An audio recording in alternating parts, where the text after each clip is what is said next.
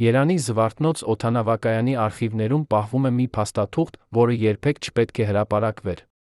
1999 թվականի հունիսի 20-րդի գիշերը, երբ ամբողջ Հայաստանը փնտրում էր Վանո Սիրադեղյանին, օդանավակայանի անվտանգության ծառայության ղեկավարը ստացավ հեռախոսազանգ։ Զանգը եկավ ուղղակիորեն նախագահական ապարատից։ Հրամանը պարզ էր՝ չնկատել մի որոշակի ուղղորի։ Բայց ինչու՞։ Այդ գիշերը հենց Վանոն անցավ բոլոր հսկիչ կետերը առանց որեստուգման։ Ո՞վ էր այն մարդը, ով հեռախոսի միջոցով կարողացավ անտեսանելի դարձնել Հայաստանի ամենահայտնի քաղաքական գործիչներից մեկին։ Եվ ամենակարևորը, ինչ գիտեր Վանոն, որ նրան թույլ տվեցին հեռանալ երկրից այնպիսի պայմաններում, երբ պարզ քաղաքացիներին ձերբակալում էին ավելի փոքր մեղադրանքների համար։ Այդ գիշերը օդանավակայանում աշխատող 37 աշխատակից տեսավ, թե ինչպես Վանո Սիրադեղյանը անցավ սահմանային հսկողությունը։ Նրանցից յուրաքանչյուրը հիշում է մանրամասները, ժամը, հագուստը, ուղեկցող անձանց թիվը։ Բայց 35 տարի անց միայն 3-ը համաձայնեցին խոսել տեսախցիկի առջ։ Նրանց պատմածը կփոխի այն ամենը, ինչ դուք կարծում էիք, որ գիտեք Վանոյի փախուստի մասին։ Նրանք կպատմեն, թե ինչպես էին ստիպված լռել 35 տարի, ինչպես էին սպառնում նրանց ընտանիքներին և ինչու հենց հիմա որոշեցին խոսել։ Պատկերացրեք, որ դուք աշխատում եք օդանավակայանի անվտանգության ծառայությունում։ Ձեր աշխատանքը պարզ է՝ ստուգել բոլոր ուղորների փաստաթղթերը, անկախ նրանից, թե ով են նրանք։ Բայց մի գիշեր ձեզ զանգահարում են ուղղակիորեն վերից և ասում՝ այսօր գիշեր մի մարդ կանցնի քո կետով։ Դու նրան չես տեսել, չես ճանաչել, չես ստուգել։ Դուք հասկանում եք, որ եթե հրաժարվեք, կորցնեք աշխատանքը։ Եթե համաձայնվեք, կդառնաք մասնակից մի բանի, որը կարող է փոխել երկրի պատմությունը։ 1999 թվականի հունիսի 20-րդին 12 մարդ կատարեց այդ ընտրությունը։ Ինչն էր այնքան կարևոր, որ նրանց ստիպեց լռել 35 տարի։ Վանո Սիրադեղյանի անունը Հայաստանում արտասանում են երկու տարբեր տոնայնությամբ։ Ոմանք նրան անվանում են հայրենիքի փրկիչ, ուրիշներ՝ քաղաքական մաֆիայի հիմնադիր։ Բայց բոլորը համաձայն են մեկ բանի՝ Վանոն գիտեր ավելի շատ, քան ցանկացած այլ մարդ Հայաստանի քաղաքական վերնախավում։ Նա գիտեր, թե ով ում է վճարել, ով ում է սպառնացել, ով ում հետ է գաղտնի պայմանագրեր կնքել։ Նա պահում էր փաստաթղթեր, որոնք կարող էին քանդել ամբողջ համակարգը։ Եվ երբ 1999 թվականին իրավիճակը սրվեց, երբ նրան սկսեցին մեղադրել ամենից կոռուպցիայից մինչ քաղաքական սպանություններ, Վանոն ունեցավ մի զենք, որը ոչ ոք չէր կարող անտեսել։ Նա սպառնաց հրապարակել այն ամենը, ինչ գիտեր։ Եվ հենց այդ սպառնալիքն էր, որ փրկեց նրան։ 1999 թվականի հունիսի 19։ Երանի փողոցներում տիրում է լարվածություն։ Վանո Սիրադեղյանի դեմ հարուցվել է քրեական գործ։ Դատախազությունը պահանջում է նրա անմիջական ձերբակալումը։ Բայց Վանոն չի հայտնվում ոչ իր տանը, ոչ գրասենյակում, ոչ էլ այն վայրերում, որտեղ սովորաբար հանդիպում է իր մարդկանց հետ։ Ոստիկանությունը ստանում է հրաման գտնել նրան ցանկացած գնով։ Օդանավակայաններում, երկաթուղային կայարաններում, սահմանային անցակետերում տարածվում են Վանոյի լուսանկարները։ Բայց ինչու՞։ Այդ բոլոր միջոցառումներից հետո Վանոն հանգիստ բարձրանում է ինքնաթիռի սանդուղքով և թռչում դեպի Մոսկվա։ Ո՞վ էր այն մարդը, ով կարողացավ անջատել ամբողջ անվտանգության համակարգը մի գիշերվա համար։ Օդանավակայանի անվտանգության ծառայության նախկին աշխատակիցը, որը համաձայնեց խոսել միայն անանուն պայմանով, հիշում է այդ գիշերը մանրամասնորեն։ Ժամը 11-ն անցած էր, պատմում է նա, ձեռքերը դեռ դողում են 35 տարի անց։ Մենք նստած էինք հերթափոխի սենյակում, երբ մեր ղեկավարը մտավ և ասաց՝ այսօր գիշեր մի հատուկ ուղոր կլինի։ Նա չասաց անունը, բայց մենք հասկացանք, որ խոսքը լուրջ մարդու մասին է։ Ասաց, որ այդ մարդը պետք է անցնի բոլոր կետերով առանց որեստուգման։ Ոչ փաստաթղթեր, ոչ ուղեբեռ, ոչ հարցեր։ Պարզապես թող անցնի։ Բայց ինչու՞։ Այդ գիշերը հենց Վանոն ստացավ այդպիսի արտոնություն։ Ինչ գիտեր նա, որ նույնիսկ իշխանությունները վախենում էին նրան ձերբակալել։ Վանո Սիրադեղյանի անձնական արխիվը պարունակում էր փաստաթղթեր, որոնք կարող էին փոխել Հայաստանի քաղաքական լանդշաֆտը։ Նրա անվտանգության ծառայության նախկին ղեկավարը պատմում է, որ Վանոն պահում էր 3 տարբեր վայրերում 3 տարբեր հավաքածուներ՝ մեկը Երանում, մեկը Մոսկվայում, մեկը Լոս Անջելեսում։ Յուրաքանչյուր հավաքածուում կային բանկային փոխանցումների ապացույցներ, ձայնագրված զրույցներ, ստորագրված պայմանագրեր։ Եվ ամենակարևորը՝ անուններ։ Անուններ այն մարդկանց, ովքեր այդ ժամանակ զբաղեցնում էին Հայաստանի ամենաբարձր պաշտոններում։ Երբ 1999 թվականին իրավիճակը սրվեց, Վանոն տարածեց լուր, եթե նրան ձերբակալեն, այդ փաստաթղթերը ավտոմատ կերպով կհրապարակվեն։ Սա էր պատճառը, որ նրան թույլ տվեցին հեռանալ։ Բայց ով կարող էր տալ այդպիսի հրաման։ Ով ուներ բավարար իշխանություն, որպեսզի մի գիշերվա համար անջատի ամբողջ անվտանգության համակարգը։ 1999 թվականին Հայաստանում կային միայն 3 մարդ, ովքեր կարող էին տալ այդպիսի հրաման։ Նախագահը, վարչապետը եւ ազգային անվտանգության ծառայության ղեկավարը։ Բայց նրանցից ով էր այն մարդը, ով ռիսկի դրեց իր քաղաքական կարիերան, որպեսզի Վանոն կարողանա հեռանալ երկրից։ Եվ ամենակարևորը, ինչ ստացավ այդ մարդը փոխարենը։ Վանոյի լռությունը, թե ավելի շատ բան։ 1999 թվականի հունիսի 20-րդի երեկոյան Վանո Սիրադեղյանը հեռացավ իր տնից Երանի կենտրոնում։ Նա վերցրեց միայն մի փոքր ճամպրուկ եւ մի պայուսակ, որը երբեք չէր բաժանվում իրենից։ Այդ պայուսակում, ըստ նրա անվտանգության ծառայության աշխատակիցների, կային փաստաթղթերի պատճեններ, նրա ապահովագրական պոլիսը։ Նա նստեց միսը Վոլգա մեքենայի մեջ, որը սպասում էր նրան տան դիմաց։ Մեքենան ուղղվեց դեպի օդանավակայան, բայց ոչ ուղիղ ճանապարհով։ Նրանք շրջանցեցին քաղաքը, անցան 3 տարբեր հսկիչ կետերով, բայց ոչ մի անգամ չկանգնեցրեցին։ Ինչպես էր դա հնարավոր, երբ ամբողջ քաղաքը փնտրում էր Վանոյին։ Օդանավակայանում Վանոն ուղեկցում էին 2 մարդիկ։ Նրանցից մեկը նրա անձնական պահապանն էր, մյուսը անծանոթ մարդ, որին ոչ ոք չէր տեսել նախկինում Վանոյի հետ։ Այդ երկրորդ մարդը, ըստ ականատեսների, ուներ հատուկ անցագիր կարմիր կափարիչով, որը տրվում էր միայն շատ բարձր պաշտոնյաներին։ Նա էր, ով խոսում էր օդանավակայանի անվտանգության աշխատակիցների հետ, ցույց էր տալիս այդ անցագիրը եւ բոլոր դռները բացվում էին նրանց առջ։ Բայց ով էր այդ մարդը։ Ինչու։ Նրա անունը չկա ոչ մի պաշտոնական փաստաթղթում։ Եվ ամենակարևորը, ինչու։ Նա անհետացավ անմիջապես Վանոյի մեկնելուց հետո։ Ինքնաթիռը, որով Վանոն թռավ դեպի Մոսկվա, հատուկ չվերթ էր։ Այն չկար պաշտոնական ժամանակացույցում։ Օդանավակայանի աշխատակիցները հիշում են, որ այդ ինքնաթիռը եկավ Մոսկվայից առավոտյան, մնաց օդանավակայանում ամբողջ օրը եւ գիշերը վերադարձավ հետ։ Բայց ինչու։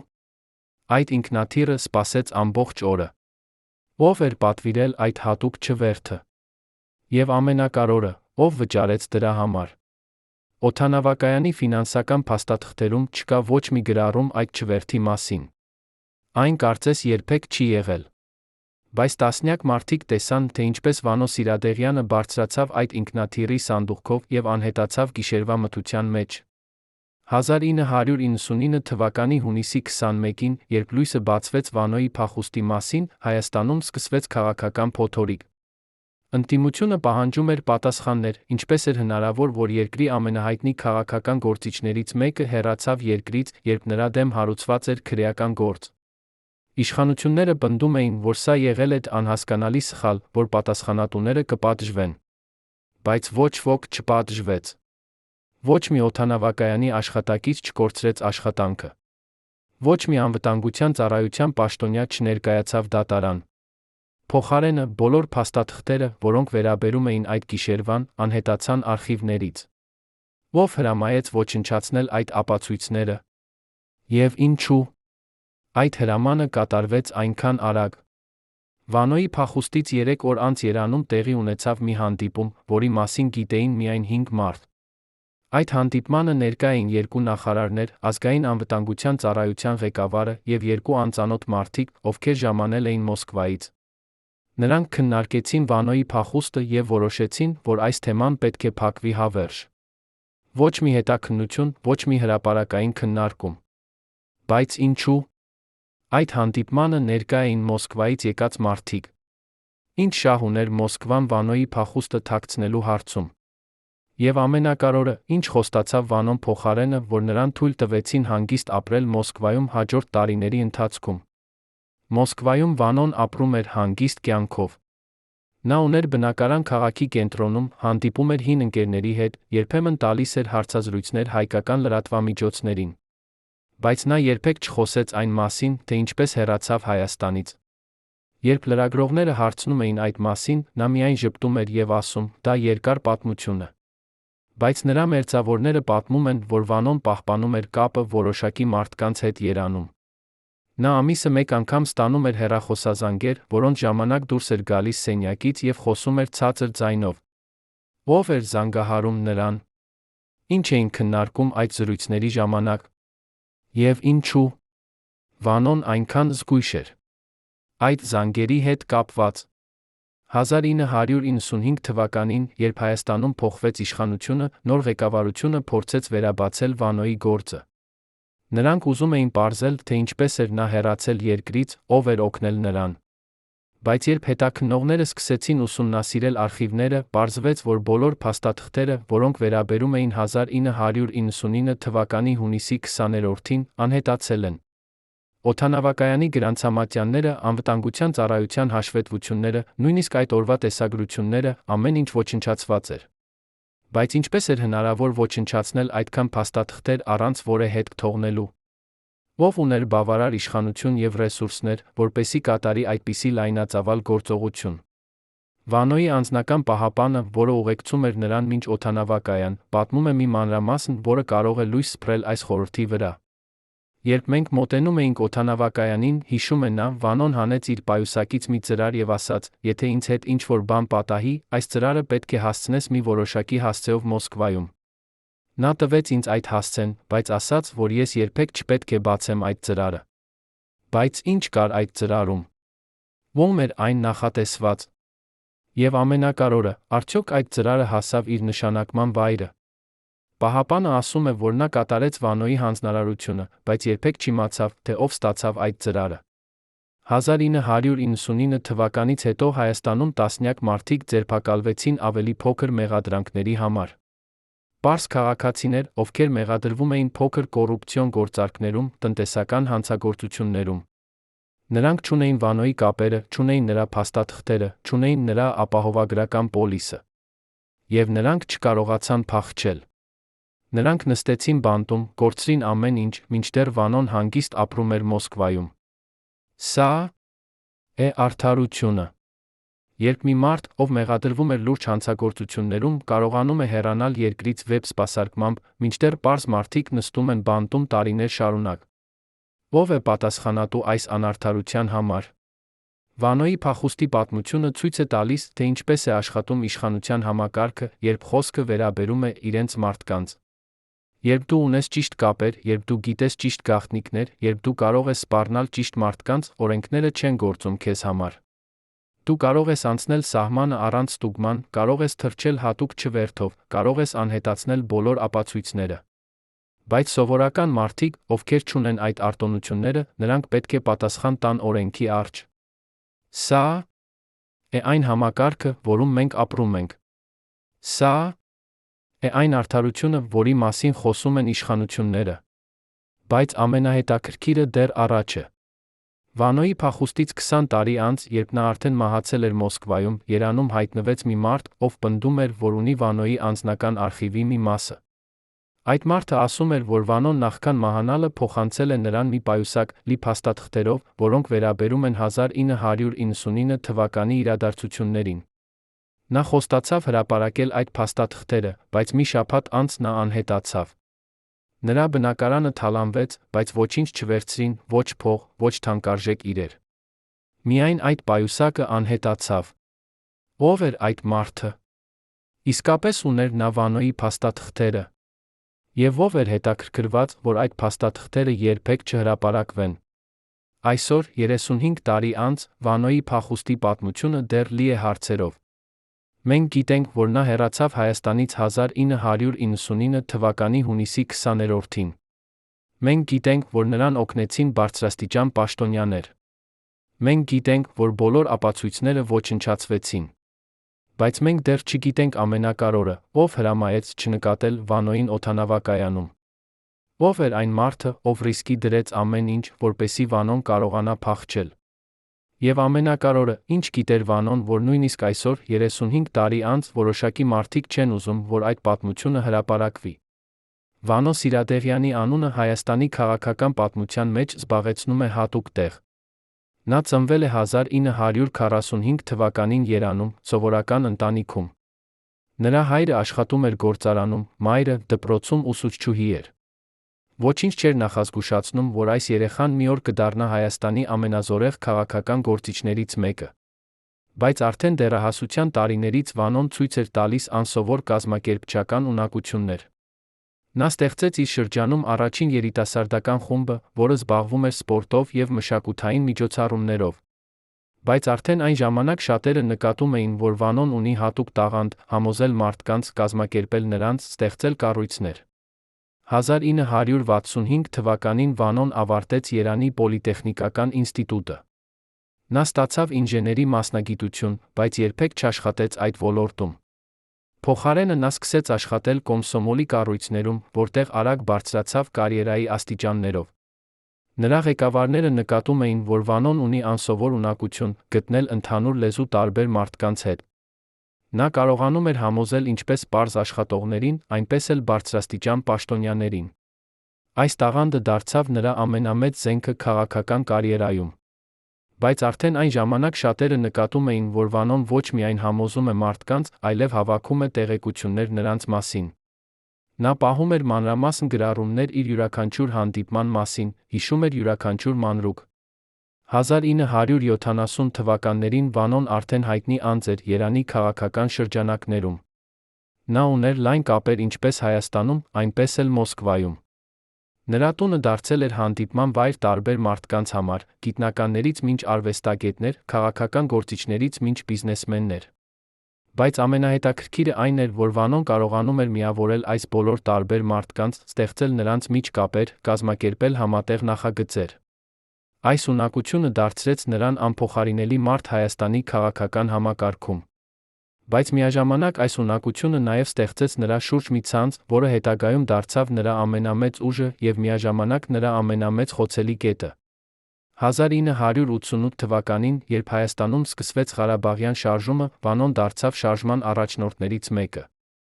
Նա կազմակերպեց հանրահավաքներ, համակարգեց բողոքի ակցիաներ, ստեղծեց կառույցներ, որոնք պետք է ղեկավարեին շարժումը։ Հազարավոր մարդիկ հետևում էին նրան, վստահում էին նրան, պատրաստ էին գնալ նրա հետևից։ Բայց արդեն այն ժամանակ սկսեցին լսվել ձայներ, որ Վանոն օգտագործում է շարժումը իր անձնական նպատակների համար, որ նա ստեղծում է իր սեփական իշխանության կառույցները, որոնք գործում են զուգահեռ պաշտոնական կառույցներին, որ նա հավաքում է փող շարժման անունից, բայց այդ փողը չի ծախսվում շարժման նպատակների համար։ Այս մեղադրանքները Վանոն միշտ շղթում էր, բայց դրանք երբեք չանհետացան։ 1990 թվականին, երբ Հայաստանը դարձավ անկախ, Վանոն զբաղեցրեց բարձր պաշտոններ նոր կառավարությունում։ Նա դարձավ ազգային անվտանգության ծառայության ղեկավարի տեղակալը, ապա Երանի քաղաքապետի խորհրդականը։ Բայց նրա իրական ուժը չէր այդ պաշտոններում։ Նրա իրական ուժը կայանում էր այն ցանցում, որը նա ստեղծել էր տարիների ընթացքում։ Այդ ցանցը ներառում էր մարդկանց բոլոր ոլորտներից, ոստիկանությունից մինչ բիզնես, դատարաններից մինչ լրատվամիջոցներ։ Եվ Վանոն գիտեր, թե ինչպես օգտագործել այդ ցանցը։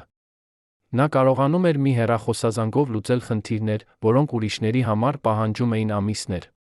Բայց այս ուժը նաև ստեղծեց նրա շուրջ վախի մթնոլորտ։ Մարդիկ վախենում էին հակառակվել Վանոյին, որովհետև գիտեին, որ նա կարող է ոչնչացնել նրանց կարիերան մի օրվա ընթացքում։ Բայց Վանոյի ամենամեծ ուժը չէր նրա ցանցը։ Նրա ամենամեծ ուժը կայանում էր այն տեղեկություններում, որոնք նա հավաքել էր տարիների ընթացքում։ Վանոն պահում էր մանրամասն գրառումներ իր յուրաքանչյուր հանդիպման մասին։ Նա ձայնագրում էր զրույցներ, պահպանում էր փաստաթղթերի պատճեններ, հավաքում էր ապացույցներ։ Նրա անձնական արխիվը պարունակում էր տեղեկություններ հարյուրավոր մարդկանց մասին, նրանց գաղտնի գործարքների, անօրինական գործողությունների, անձնական թուլությունների մասին։ Այս արխիվը դարձավ Վանոյի ապահովագրական պոլիսը։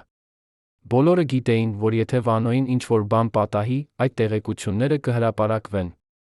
Եվ սա պաշտպանում էր նրան տարիներ շարունակ։ 1990 թվականների սկզբին Վանոյի դեմ սկսեցին հնչել լուրջ մեղադրանքներ։ Նրան մեղադրում էին կոռուպցիայի մեջ, անօրինական բիզնես գործարքներում, նույնիսկ քաղաքական սպանությունների կազմակերպման մեջ։ Դատախազությունը սկսեց հետաքննություն, բայց յուրաքանչյուր անգամ, երբ հետաքննողները մոտենում էին Վանոյին, ինչ-որ բան խանգարում էր։ Ականատեսները փոխում էին իրենց ցուցմունքները, փաստաթղթերը անհետանում էին, հետաքննողները ստանում էին սպառնալիքներ։ Վանոն շարունակում էր ապրել իր սովորական կյանքով, կարծես ոչինչ չէր տեղի ունենում։ Բայց նրա մերձավորները նկատում էին, որ նա դառնում է ավելի նյարդային, ավելի զգույշ։ Նա սկսեց փոխել իր տեղաբաշխումը յուրաքանչյուր գիշեր, սկսեց օգտագործել տարբեր մեքենաներ, սկսեց խուսափել հանրային վայրերից։ 1999 թվականի սկզբին իրավիճակը սրվեց։ Դատախազությունը հրապարակեց նոր ապացույցներ Վանոյի դեմ։ Ընդդիմությունը պահանջում էր նրա անմիջական ձերբակալումը։ Լրատվամիջոցները գրում էին, որ Վանոն ստեղծել է պետության մեջ պետություն, որ նա վերահսկում է Հայաստանի քաղաքական կյանքի մեծ մասը։ Բայց Վանոն դեռ չէր պատրաստվում հանձնվել։ Նա սկսեց պատրաստվել վերջնական հաշվեհարդարին։ Նա սկսեց տեղափոխել իր ամենակարևոր փաստաթղթերը անվտանգ վայրեր, սկսեց ուղարկել իր ընտանիքի անդամներին արտերկիր, սկսեց պատրաստել փախուստի ծրագրեր։ Բայց նա նաև սկսեց բանակցություններ իշխանությունների հետ։ Նա տարածեց լուր, որ եթե նրան ձերբակալեն, նա կհրապարակի այն ամենը, ինչ գիտի։ Եվ այս սպառնալիքը աշխատեց։ 1999 թվականի հունիսի սկզբին Վանոյի և իշխանությունների միջև սկսվեցին գաղտնի բանակցություններ։ Այդ բանակցություններին ներկա էին միայն մի քանի մարդիկ, Վանոյի կողմից նրա ամենամոտ խորհրդականները, իշխանությունների կողմից բարձրաստիճան պաշտոնյաներ, ովքեր ուներին լիազորություն որոշումներ կայացնելու։ Այդ բանակցությունների մանրամասները մնացին գաղտնի, բայց արդյունքը հայտնի է բոլորին։ Վանոն համաձայնեց հեռանալ Հայաստանից և երբեք չվերադառնալ։ Փոխարենը իշխանությունները համաձայնեցին չհետապնդել նրան, չպահանջել նրա արտահանձնումը և ամենակարևորը չփորձել վերցնել նրա անձնական արխիվը։ Այս պայմանագիրը ստորագրվեց բանավոր, առանց որևէ գրավոր փաստաթղթի։ Բայց երկու կողմերն էլ հասկանում էին, որ եթե մեկը խախտի այս պայմանագիրը, հետևանքները կլինեն աղետալի։ Բայց ո՞վ էր այն մարդը, ով վերջնականապես որոշեց, որ Վանոյին պետք է թույլ տալ հեռանալ։ Ո՞վ ուներ բավարար իշխանություն, որպեսզի կայացնի այդպիսի որոշում։ 1999 թվականին Հայաստանում կային մի քանի մարդիկ, ովքեր կարող էին կայացնել այդպիսի որոշում։ Նախագահ Լոն Տեր-Պետրոսյանը, վարչապետ Վազգեն Մանուկյանը, ազգային անվտանգության ծառայության ղեկավար Դավիթ Շահնազարյանը։ Բայց նրանցից ո՞վ էր այն մարդը, ով վերջնականապես ասաց այո։ Եվ ամենակարևորը, ինչու՞։ Այդ մարդը կայացրեց այդպիսի որոշում։ Արդյոք նա վախենում էր, որ Վանոն կհրապարակի կոմպրոմատ նրա մասին։ Թե՞ կային այլ պատճառներ, որոնք մենք դեռ չգիտենք։ Վանոյի փախուստից հետո Հայաստանում տարածվեցին տարբեր տեսություններ այդ մասին։ Ոմանք ասում էին, որ Վանոն վճարել է մեծ գումար իշխանություններին, որպեսզի նրան թույլ տան հեռանալ։ Ուրիշներ պնդում էին, որ Վանոն սպառնացել է հրապարակել այնպիսի տեղեկություններ, որոնք կարող էին տապալել ամբողջ կառավարությունը։ Երրորդները հավատում էին, որ Վանոյի փախուստը կազմակերպվել էր Մոսկվայի կողմից, որ Ռուսաստանը ուներ իր շահերը Հայաստանում և Վանոն էր այն մարդը, ով կարող էր օգնել իրականացնել այդ շահերը։ Բայց ո՞ր տեսությունն է ճիշտ։ Արդյոք մենք երբևէ կիմանանք ճշմարտությունը։ Թե՞ այս գաղտնիքը կմնա հավերժ թաղված արխիվներում, որոնք ոչնչացվել են 35 տարի առաջ։ 1999 թվականի հունիսի 20-րդի գիշերը Վանո Սիրադեղյանը հեռացավ Հայաստանից։ Նա թռավ դեպի Մոսկվա, որտեղ ապրեց հաջորդ տասնյակ տարիները։ Նա երբեք չվերադարձավ Հայաստան, երբեք չխոսեց հանրայնորեն այն մասին, թե ինչպես հեռացավ երկրից։ Նա տվեց մի քանի հարցազրույցներ, որտեղ խոսեց Հայաստանի քաղաքական իրավիճակի մասին, բայց երբեք չբացահայտեց այն գաղտնիքները, որոնք գիտեր։ Նա պահպանեց իր ապահովագրական պոլիսը մինչև վերջ։ Եվ երբ նա մահացավ 1999 թվականին Մոսկվայում, այդ գաղտնիքները մահացան նրա հետ։ Կամ ոչ։ Որովհետև դեռ կան մարդիկ, ովքեր պնդում են, որ Վանոյի արխիվը դեռ գոյություն ունի ինչ-որ տեղ, որ այն պահվում է անվտանգ վայրում, և որ մի օր այն կհրապարակվի։ Բայց եթե Վանոյի արխիվը իսկապես գոյություն ունի, ինչու՞ այն դեռ չի հրապարակվել։ Ո՞վ է պահում այն։ Եվ ամենակարևորը, ի՞նչ կլինի, եթե այն հրապարակվի։ Արդյոք այն կփոխի Հայաստանի քաղաքական լանդշաֆտը։ Արդյոք այն կբացահայտի այն գաղտնիքները, որոնք թաքցվել են 35 տարի։ Թե այն կլինի պարզապես հին պատմություններ, որոնք այլևս ոչ ոքի չեն հետաքրքրում։ Այս հարցերը մնում են առանց պատասխանի։ Բայց մի բան հստակ է, Վանո Սիրադեղյանի փախուստի պատմությունը դեռ չի ավարտվել։ Դեռ կան գաղտնիքներ, որոնք սպասում են իրենց բացահայտմանը։ Դեռ կան մարդիկ, ովքեր գիտեն ճշմարտությունը, բայց լռում են։ Եվ դեռ կա հույս, որ մի օր մենք կիմանանք ամբողջ ճշմարտությունը այն մասին, թե ինչպես Հայաստանի ամենազորեղ քաղաքական գործիչներից մեկը կարողացավ փախչել երկրից վեբ սպասարկմամբ, մինչդեռ պարզ մարդիկ նստում էին բանտում տարիներ շարունակ։ Օդանավակայանի այն գիշերվա իրադարձությունները դեռ հիշում են շատերը։ Անվտանգության ծառայության նախկին աշխատակիցը, որը համաձայնեց խոսել միայն անանուն պայմանով, պատմում է մանրամասները։ Մենք գիտեինք, որ ինչ-որ բան տարօրինակ է տեղի ունենալու, ասում է նա։ Մեր ղեկավարը ամբողջ օրը նյարդայնացած էր, անընդհատ խոսում էր հեռախոսով, դուրս էր գալիս սենյակից։ Երեկոյան նա հավաքեց մեզ եւ ասաց, որ այսօր գիշեր մենք պետք է լինենք հատուկ զգոն, բայց միաժամանակ պետք է հետևենք հատուկ հրահանգներին։ Այդ հրահանգները պարզ էին, երբ որոշակի ուղորը կհայտնվի օդանավակայանում, նրան պետք է թույլ տալ անցնել առանց որևէ ստուգման։ Բայց ինչու՞։ Այդ աշխատակիցները համաձայնեցին կատարել այդ հրահանգները։ Արդյոք նրանք հասկանում էին, որ դառնում են մասնակից մի բանի, որը կարող է լինել անօրինական։ Մենք չունեինք ընտրություն, շարունակում է նախկին աշխատակիցը։ Եթե մերժեինք, մեզ ասացին, որ կկորցնենք աշխատանքը։ Բայց դա ամենավատը չէր։ Մեզ նաև ասացին, որ եթե մենք խոսենք այս մասին, մեր ընտանիքները կտուժեն։ Սա ուղղակի սպառնալիք չէր։ Մենք գիտեինք, որ այդ մարդիկ կարող են իրականացնել իրենց սպառնալիքները։ Այդ ժամանակ Հայաստանում այդպիսի բաներ տեղի էին ունենում հաճախ։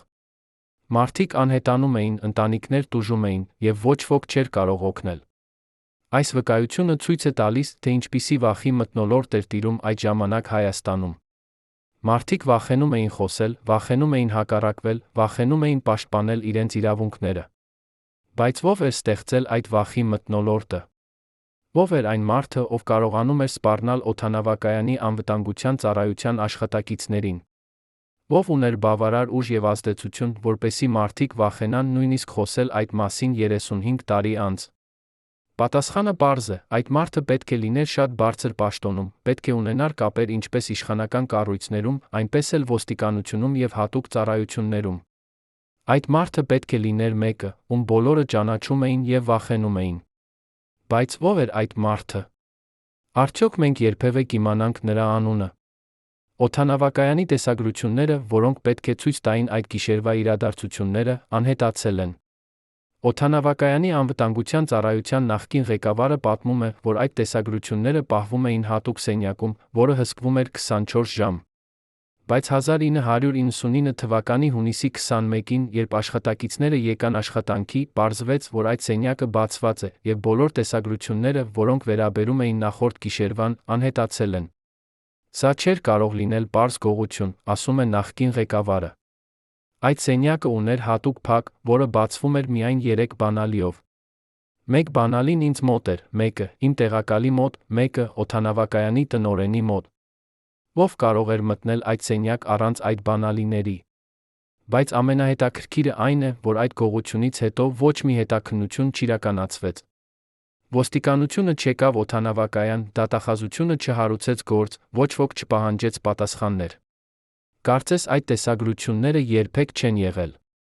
Կարծես ոչ ոք չէր հետաքրքրված պարզելու, թե ինչ է տեղի ունեցել այդ գիշերը օդանավակայանում։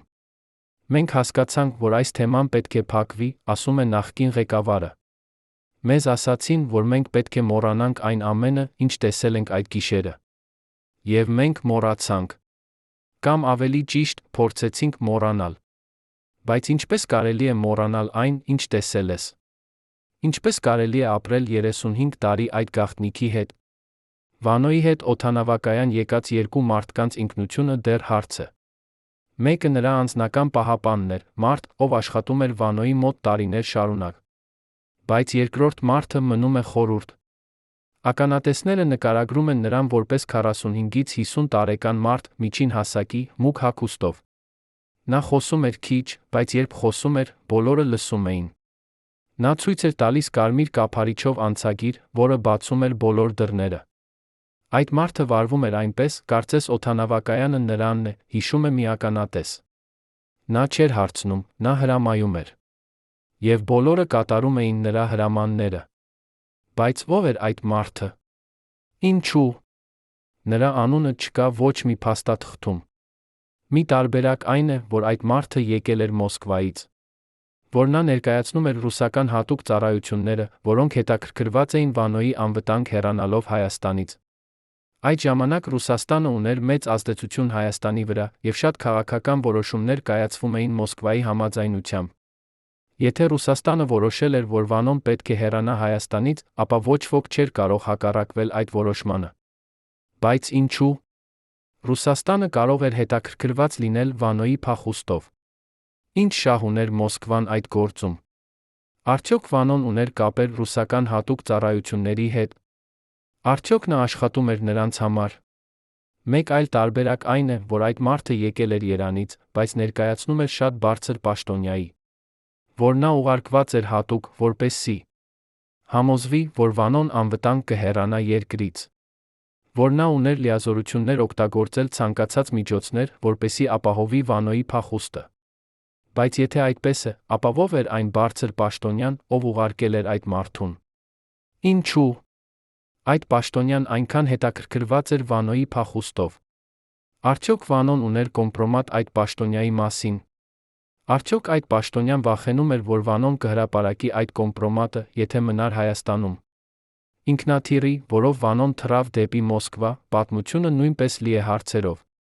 Այդ ինքնաթիռը չկար պաշտոնական ժամանակացույցում։ Այն եկավ Մոսկվայից 1999 թվականի հունիսի 20-րդի առավոտյան, մնաց օդանավակայանում ամբողջ օրը և գիշերը վերադարձավ հետ։ Բայց ինչու։ Այդ ինքնաթիռը սպասեց ամբողջ օրը։ Ո՞վ էր պատվիրել այդ հատուկ չվերթը։ Օդանավակայանի նախկին աշխատակիցը հիշում է, որ այդ ինքնաթիռը կանգնած էր հեռու հիմնական տերմինալից, հատուկ հատվածում, որտեղ սովորաբար կանգնում են վեպ ինքնաթիռները։ Մենք տեսանք, որ այդ ինքնաթիռի շուրջը կային անվտանգության աշխատակիցներ, ասում է նա։ Ոչ ոք չէր կարող մոտենալ այդ ինքնաթիռին առանց հատուկ թույլտվության։ Բայց ո՞վ վճարեց այդ հատուկ չվերթի համար։ Օդանավակայանի ֆինանսական փաստաթղթերում չկա ոչ մի գրառում այդ չվերթի մասին։ Ավիաընկերությունը, որին պատկանում էր այդ ինքնաթիռը, հրաժարվեց տալ տեղեկություններ այդ չվերթի մասին։ Կարծես այդ չվերթը երբեք չի եղել։ Բայց տասնյակ մարդիկ տեսան այդ ինքնաթիռը, տեսան, թե ինչպես Վանոն բարձրացավ նրա սանդուղքով։ Ինչպես կարելի է թաքցնել այդպիսի բան։ Ինչպես կարելի է ոչնչացնել բոլոր հետքերը։ Պատասխանը պարզ է, միայն այն դեպքում, եթե ունես շատ մեծ ուժ և ազդեցություն։ Միայն այն դեպքում, եթե կարող ես վերահսկել բոլոր կառույցները, օդանավակայանից մինչ ավիաընկերություններ, անվտանգության ծառայություններից մինչ ֆինանսական համակարգեր։ Վանոյի փախուստից հետո Հայաստանում տարածվեցին լուրեր, որ նա վերցրել է իր հետ մեծ գումար։ Ոմանք խոսում էին մի քանի միլիոն դոլարի մասին, ուրիշներ՝ ավելի մեծ գումարների մասին։ Բայց ուր էր այդ փողը։ Արդյոք Վանոն հավաքել էր այդ փողը տարիների ընթացքում իր քաղաքական գործունեությունից։ Թե՞ այդ փողը տրվել էր նրան որպես փախուստի գին։ Վանոյի նախկին գործընկերներից մեկը պատմում է, որ Վանոն ուներ մի քանի բանկային հաշիվներ տարբեր երկրներում։ Նա միշտ ասում էր, որ պետք է ունենալ պահուստային պլան, հիշում է այդ մարդը։ Նա ասում էր, որ քաղաքականությունում երբեք չես կարող վստահ լինել, որ վաղը ինչ կլինի։ Այդ պատճառով նա միշտ պահում էր փող տարբեր վայրերում, որպեսզի եթե ինչ-որ բան պատահի, նա ունենա ինչով ապրել։ Բայց եթե Վանոն իսկապես վերցրել է իր հետ մեծ գումար, ինչպես նա կարողացավ դա անել։ Ինչպես նա կարողացավ տեղափոխել այդ փողը Հայաստանից առանց որևէ ստուգման։ 1999 թվականին Հայաստանում գործում էին խիստ կանոններ արտարժույթի արտահանման վերաբերյալ։ Ոչ ոք չէր կարող վերցնել իր հետ մեծ գումար առանց հատուկ թույլտվության։ Բայց Վանոն անցավ սահմանը առանց որևէ ստուգման։ Արդյոք նա վերցրեց փողը իր հետ կանխիկ։ Թե՞ նա արդեն փոխանցել էր այդ փողը արտասահման նախքան փախուստը։ Եվ եթե նա փոխանցել էր, ինչպես նա դա արեց առանց որևէ հետք թողնելու։ Վանոյի փախուստի պատմությունը ցույց է տալիս, թե ինչպես է աշխատում համակարգը, երբ խոսքը վերաբերում է հզոր մարդկանց։ Երբ դու ունես ճիշտ կապեր, երբ դու գիտես ճիշտ գաղտնիքներ, երբ դու կարող ես սպառնալ ճիշտ մարդկանց, օրենքները չեն գործում քեզ համար։ Դու կարող ես անել այն, ինչ ուզում ես, եւ ոչ ոք չի կարող քեզ կանգնեցնել։ Բայց սովորական մարդիկ, ովքեր չունեն այդ արտոնությունները, նրանք պետք է հետևեն օրենքներին։ Նրանք պետք է անցնեն բոլոր ստուգումները, պետք է պատասխան տան բոլոր հարցերին, պետք է ապացուցեն, որ նրանք ոչինչ չեն խախտել։ Սա է արդարությունը։ Սա է այն համակարգը, որում մենք ապրում ենք։ Արդյոք մենք երբևէ կունենանք համակարգ, որտեղ բոլորը հավասար են օրենքի առջ։ 1999 թվականի հունիսի 21-ին, երբ Հայաստանում բացվեց լույսը Վանոյի փախուստի մասին, սկսվեց քաղաքական փոթորիկ։ Ընդդիմությունը պահանջում էր անմիջական պատասխաններ։ Ինչպես էր հնարավոր, որ երկրի ամենահայտնի քաղաքական գործիչներից մեկը, ում դեմ հարուցված էր քրեական գործ, կարողացավ հեռանալ երկրից առանց որևէ խոչընդոտի։ Ո՞վ էր պատասխանատու այդ անբացատրելի իրավիճակի համար։ Ընդդիմական պատգամավորները պահանջեցին հրավիրել արտահերթ նիստ, քննարկել այս թեման, պատժել պատասխանատուներին։ Բայց իշխանությունները հրաժարվեցին տալ հստակ պատասխաններ։ Նրանք ասացին, որ սա եղել է տեխնիկական սխալ, որ պատասխանատու աշխատակիցները կպատժվեն, որ նման բան այլևս չի կրկնվի։ Բայց ոչ ոք չպատժվեց։ Օդանավակայանի անվտանգության ծառայության ղեկավարը չկորցրեց իր պաշտոնը։ Սահմանային հսկողության պետը չներկայացավ դատարան։ Ոչ մի պաշտոնյա չստացավ նույնիսկ կարգապահական տույժ։ Փոխարենը, մի քանի շաբաթ անց այս թեման լիովին անհետացավ լրատվամիջոցներից։ Լրագրողները դադարեցին գրել այդ մասին, հեռուստաալիքները դադարեցին քննարկել այդ թեման, քաղաքական գործիչները դադարեցին պահանջել պատասխաններ։ Կարծես ամբողջ հասարակությունը միանգամից մոռացավ այդ սկանդալի մասին։ Բայց ինչպես էր դա հնարավոր։ Ինչպես կարելի է այդքան արագ մոռանալ այդպիսի լուրջ իրադարձություն։ Պատասխանը պարզ է, եթե ունես բավարար ուժ եւ ազդեցություն, կարող ես վերահսկել տեղեկատվական հոսքը։ Կարող ես ճնշել լրատվամիջոցները, կարող ես սպառնալ լրագրողներին, կարող ես գնել հեռուստաալիքների սեփականատերերին։ Եվ երբ դու վերահսկում ես տեղեկատվությունը, դու վերահսկում ես նաև հասարակական կարծիքը։ Մարդիկ կարող են մոռանալ այն, ինչ չեն տեսնում եւ չեն լսում։ Եթե լրատվամիջոցները չեն խոսում մի թեմայի մասին, եթե քաղաքական գործիչները չեն քննարկում այն, ապա սովորական մարդիկ կարծում են, որ այդ թեման այլևս կարևոր չէ։ Եվ հենց այդպես է, որ լուրջ սկանդալները թաղվում են եւ մոռացվում։ Բայց կային մարդիկ, ովքեր չմոռացան։ Կային լրագրողներ, ովքեր շարունակեցին հետաքննել այս թեման։ Նրանցից մեկը հարցազրույց վերցրեց օդանավակայանի մի քանի աշխատակիցներից, ովքեր աշխատում էին այդ գիշերը։ Նա փորձեց ստանալ փաստաթղթեր օդանավակայանի արխիվներից։ Նա փորձեց հարցազրույց վերցնել այն պաշտոնյաներից, ովքեր պատասխանատու էին սահմանային հսկողության համար։ Բայց յուրաքանչյուր անգամ նա բախվում էր պատին։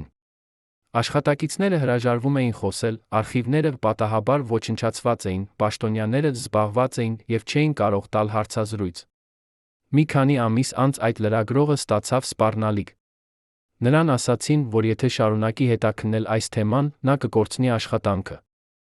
Եվ նա դադարեցրեց հետաքննությունը։ Բայց ինչու՞։ Այդ լրագրողը ստացավ սպառնալիք։ Ո՞վ էր այնքան հետաքրքրված, որ այս թեման չհետաքննվի։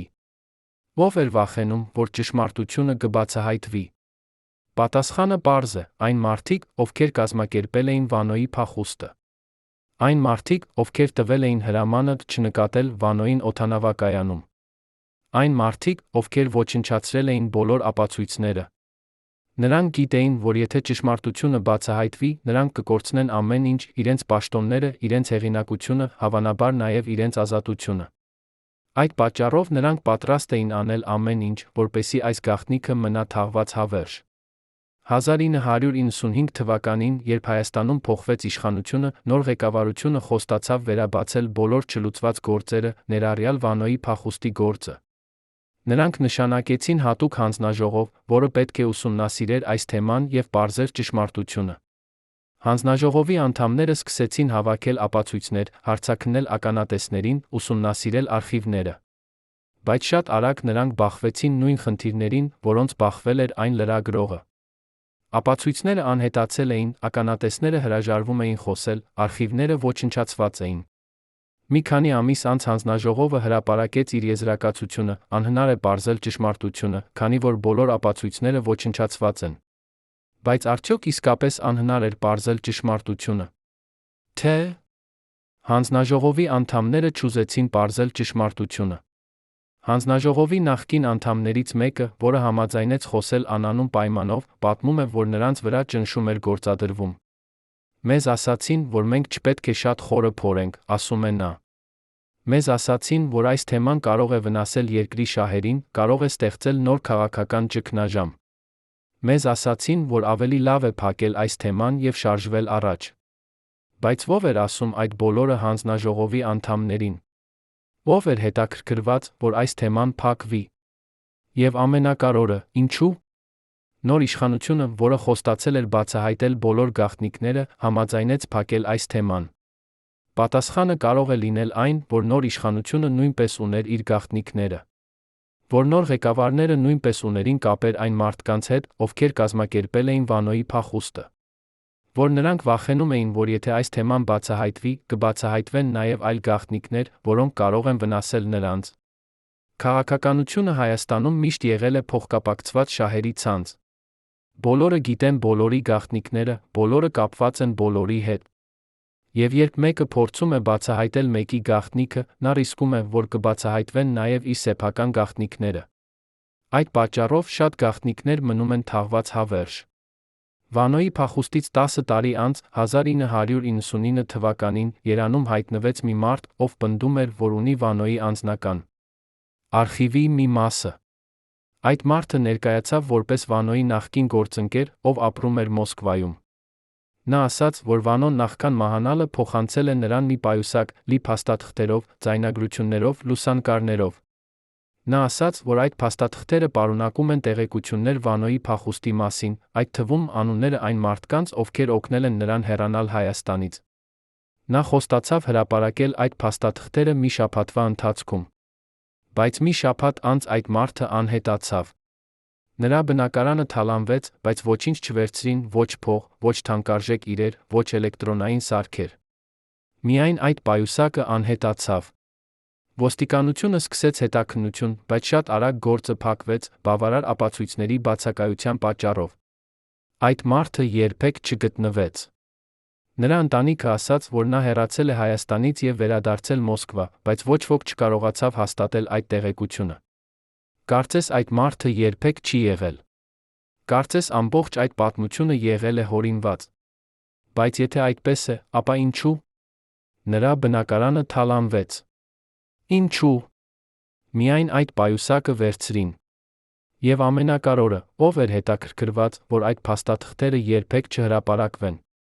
Այս պատմությունը ցույց է տալիս, որ Վանոյի փախուստի գաղտնիքը դեռ կարևոր է որոշակի մարդկանց համար։ Որ դեռ կան մարդիկ, ովքեր պատրաստ են անել ամեն ինչ, որպեսզի այդ գաղտնիքը չբացահայտվի։ Որ դեռ կան մարդիկ, ովքեր վախենում են, որ եթե ճշմարտությունը բացահայտվի, նրանք կկորցնեն ամեն ինչ։ Բայց ո՞վ են այդ մարդիկ։ Արդյոք նրանք դեռ զբաղեցնում են բարձր պաշտոններ Հայաստանում։ Արդյոք նրանք դեռ ունեն ուժ և ազդեցություն։ Թե նրանք արդեն հեռացել են քաղաքական ասպարեզից, բայց դեռ վախենում են, որ իրենց անցյալը կբացահայտվի։ Վանոյի փախուստի պատմությունը նաև ցույց է տալիս, թե ինչպես է աշխատում արխիվների համակարգը Հայաստանում։ Երբ իշխանությունները ուզում են թաքցնել ինչ-որ բան, նրանք պարզապես ոչնչացնում են փաստաթղթերը։ Չկան պաշտպանիչ մեխանիզմներ, չկան անկախ հսկիչ մարմիններ, չկան օրենքներ, որոնք կպաշտպանեն արխիվները։ Իշխանությունները կարող են անել այն, ինչ ուզում են, և ոչ ոք չի կարող նրանց կանգնեցնել։ Այդ պատճառով Հայաստանի պատմության շատ էջեր մնում են անհայտ։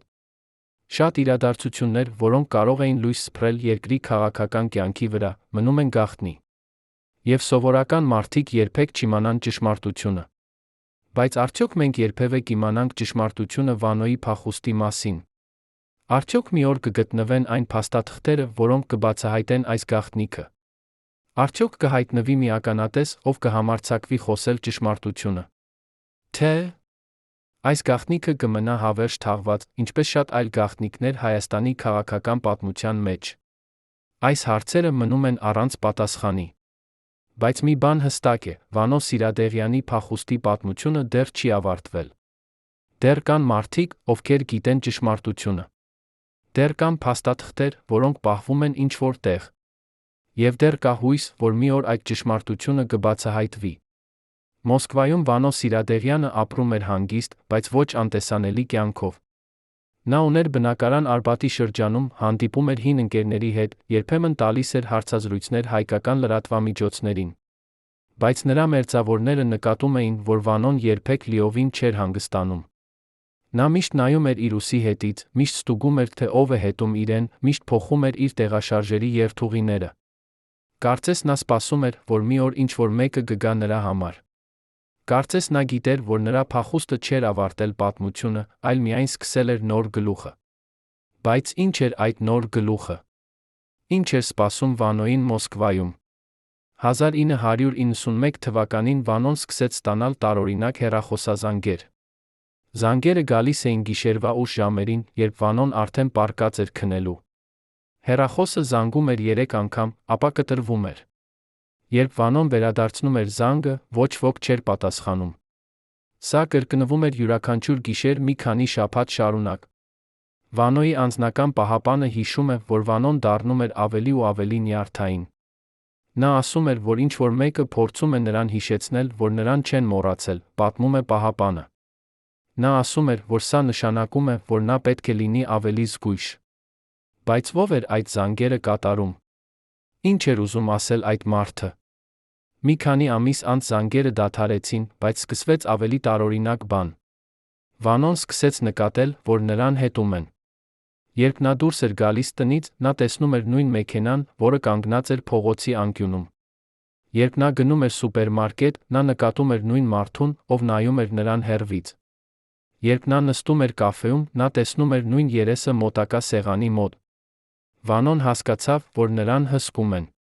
Բայց ո՞վ էր հսկում նրան։ Ռուսական հատուկ ծառայությունները։ Հայկական հատուկ ծառայությունները։ Թե ինչ-որ մեկը, ով ուներ անձնական հաշիվներ Վանոյի հետ։ Վանոն որոշեց գործել։ Նա վարձեց մասնավոր անվտանգության ընկերություն, որը սկսեց հսկել նրա տունը, ուղեկցել նրան բոլոր տեղաշարժերի ժամանակ։ Նա փոխեց իր բնակարանը, տեղափոխվեց Մոսկվայի մեկ այլ շրջան։ Նա սահմանափակեց իր հանրային հանդես գալները, դադարեցրեց հարցազրույցներ տալը։ Բայց այս բոլոր միջոցառումներից հետո նույնպես նա շարունակում էր նկատել, որ նրան հետում են։ Կարծես այն մարդիկ, ովքեր հսկում էին նրան, ունեին անսահման ռեսուրսներ և կարողանում էին գտնել նրան ցանկացած վայրում։ Սա սարսափեցրեց Վանոյին։ Նա հասկացավ, որ նա չի կարող թաքնվել հավերժ։ Որ մի օր այն մարդիկ, ովքեր հետում են նրան, կգործեն։ 1992 թվականին Վանոն ստացավ հատուկ նամակ։ Նամակը եկավ առանց ուղարկողի հասցեի, առանց ստորագրության։ Նամակում գրված էր միայն մի նախադասություն՝ դու գիտես շատ բան։ Մենք գիտենք, որ դու գիտես։ Լռիր, և ամեն ինչ կլինի լավ։ Վանոն հասկացավ, որ սա վերջնական զգուշացումն է։ Որ եթե նա շարունակի խոսել, եթե նա փորձի հրապարակել այն, ինչ գիտի, նա կտուժի։ Բայց Վանոն նաև հասկացավ, որ նա չի կարող լռել հավերժ։ Որ նրա ապահովագրական պոլիսը միակ բանն է, որ պաշտպանում է նրան։ Եթե նա լռի, եթե նա ցույց տա, որ վախենում է, ապա նրա թշնամիները կհասկանան, որ նրանք կարող են անել նրա հետ ցանկացած բան։ Վանոն որոշեց հակահարձակ գնալ։ Նա տարածեց լուր, որ պատրաստվում է գրել հուշագիր, որտեղ կպատմի ամեն ինչ Հայաստանի քաղաքական կյանքի մասին, իր փախուստի մասին, այն մարդկանց մասին, ովքեր օգնել են նրան։ Նա ասաց, որ այդ հուշագիրը կհրապարակվի նրա մահից հետո, եթե նրան ինչ-որ բան պատահի։ Սա էր Վանոյի վերջին փորձը պաշտպանել իրեն։ Նա հույս ուներ, որ այս սպառնալիքը կստիպի նրա թշնամիներին հեռու մնալ նրանից։ Բայց արդյոք այդ սպառնալիքը բավարար էր։ Արդյոք Վանոյի թշնամիները կվախենային այդ սպառնալիքից։ Թե նրանք կգտնեին ուրիշ ճանապարհ լռեցնելու Վանոյին։ 1993 թվականին Վանոյի առողջական վիճակը սկսեց վատանալ։ Նա սկսեց գանգատվել սրտի ցավերից, գլխացավերից, հոգնածությունից։ Նրա բժիշկները ասացին, որ սա սթրեսի հետևանք է, որ նա պետք է ավելի շատ հանգստանա, պակաս մտածի քաղաքականության մասին։ Բայց Վանոյի մերձավորները նկատում էին, որ նրա վիճակը վատանում էր շատ արագ։ Նա կորցնում էր քաշը, դառնում էր ավելի թույլ, ավելի հոգնած։ Ոմանք սկսեցին կասկածել, որ Վանոյի հիվանդությունը բնական չէ, որ ինչ-որ մեկը փորձում է դանդաղ թունավորել նրան։ Բայց ով կարող էր անել այդպիսի բան։ Եվ ինչպես կարող էին նրանք մուտք գործել Վանոյի կյանք այնպես, որ ոչ ոք չնկատի։ Վանոյի անձնական բժիշկը, որը բուժում էր նրան Մոսկվայում, հիշում է, որ Վանոյի ախտանիշները տարօրինակ էին։ Սա չէր նման սովորական սրտի հիվանդության, ասում է բժիշկը։ Ախտանիշները գալիս էին և գնում էին ալիքաձև։ Երբեմն նա զգում էր իրեն լավ, երբեմն շատ վատ։ Ես կատարեցի բոլոր հնարավոր հետազոտությունները, բայց չկարողացա գտնել հստակ պատճառը։ Բժիշկը նաև հիշում է, որ Վանոն մի քանի անգամ խնդրեց նրան ստուգել, թե արդյոք նրան թունավորում են։ Նա ասում էր, որ վախենում է, որ ինչ-որ մեկը փորձում է սպանել նրան, պատմում է բժիշկը։ Ես կատարեցի տոքսիկոլոգիական հետազոտություններ, բայց ոչինչ չգտա։ Բայց դա չի նշանակում, որ ոչինչ չկար։ Կան թույներ, որոնք շատ դժվար է հայտնաբերել։ 1994 թվականին Վանոյի վիճակը կտրուկ վատացավ։ Նա տեղափոխվեց հիվանդանոց, որտեղ բժիշկները փորձեցին կայունացնել նրա վիճակը։ Բայց ոչինչ չօգնեց։ Վանոյի սիրտը դադարեց աշխատել 1994 թվականի մարտի 15-ին։ Նրան հազվագյուտ տարեկան էր։ Պաշտոնական մահվան պատճառը գրանցվեց որպես սրտի անբավարարություն։ Բայց շատերը չհավատացին այդ պաշտոնական տարբերակին։ Շատերը կարծում էին, որ Վանոն սպանվել է, որ նրան թունավորել են, որ նրա մահը չէր բնական։ Բայց ոչ ոք չկարողացավ ապացուցել այդ տեսությունը։ Ոչ մի անկախ փորձաքննություն չիրականացվեց։ Վանոյի մարմինը հրկիզվեց, և նրա մոխիրը տեղափոխվեց Երան։ Վանոյի թաղմանը Երանում ներկա էին հազարավոր մարդիկ։ Ոմանք եկել էին հարգանքի տուրք մատուցելու, ուրիշներ՝ հրաժեշտ տալու հայրենիքի փրկչին։ Բայց կային նաև մարդիկ, ովքեր եկել էին համոզվելու, որ Վանոն իսկապես մեռել է։ Որ նա այլևս չի կարող սպառնալ նրանց իր գաղտնիքներով։ Այդ մարդիկ կանգնում էին հեռվից, նայում էին արարողությանը, և միայն երբ դագաղը իջեցվեց գերեզման, նրանք հեռացան։ Ո՞վ էին այդ մարդիկ։ Արդյոք նրանք էին, ովքեր կազմակերպել էին Վանոյի փախուստը։ Արդյոք նրանք էին, ովքեր վախենում էին Վանոյի գաղտնիքներից։ Թե՞ նրանք պարզապես հին ընկերներ էին, ովքեր չէին ուզում ցույց տալ իրենց զգացմունքները։ Հրապարակայնորեն։ Վանոյի մահից հետո նրա ընտանիքը փորձեց գտնել նրա հայտնի ապահովագրական պոլիսը։ Նրանք փնտրեցին նրա բնակարանում Մոսկվայում, նրա տանը Երանում, նրա գրասենյակներում։ Բայց ոչինչ չգտան։ Կարծես Վանոն վերցրել էր իր գաղտնիքները իր հետ գերեզման։ Կամ ինչ-որ մեկը արդեն գտել էր այդ փաստաթղթերը և ոչնչացրել դրանք։ Վանոյի որդին հիշում է, որ նրա հայրը մի քանի անգամ ասել էր, որ իր ամենակարևոր փաստաթղթերը պահվում են անվտանգ վայրում, որ եթե նրան ինչ-որ բան պատահի, այդ փաստաթղթերը ավտոմատ կերպով կհրապարակվեն։ Բայց դա երբեք չտեղի ունեցավ։ Ոչ մի փաստաթուղթ չհրապարակվեց Վանոյի մահից հետո։ Ինչու՞։ Մի տարբերակ այն է, որ Վանոյի ապահովագրական պոլիսը երբեք չի եղել այնքան հզոր, որքան նա ցույց էր տալիս։ Որ նա բլեֆ էր անում, սպառնում էր հրապարակել փաստաթղթեր, որոնք իրականում չգոյություն ունեին։ Որ նա օգտագործում էր վախի մթնոլորտը, որպեսզի պաշտպանի իրեն, բայց իրականում նա չուներ այն զենքը, որով սպառնում էր։ Այս տարբերակը բացատրում է, թե ինչու ոչ մի փաստաթուղթ չհրապարակվեց նրա մահից հետո։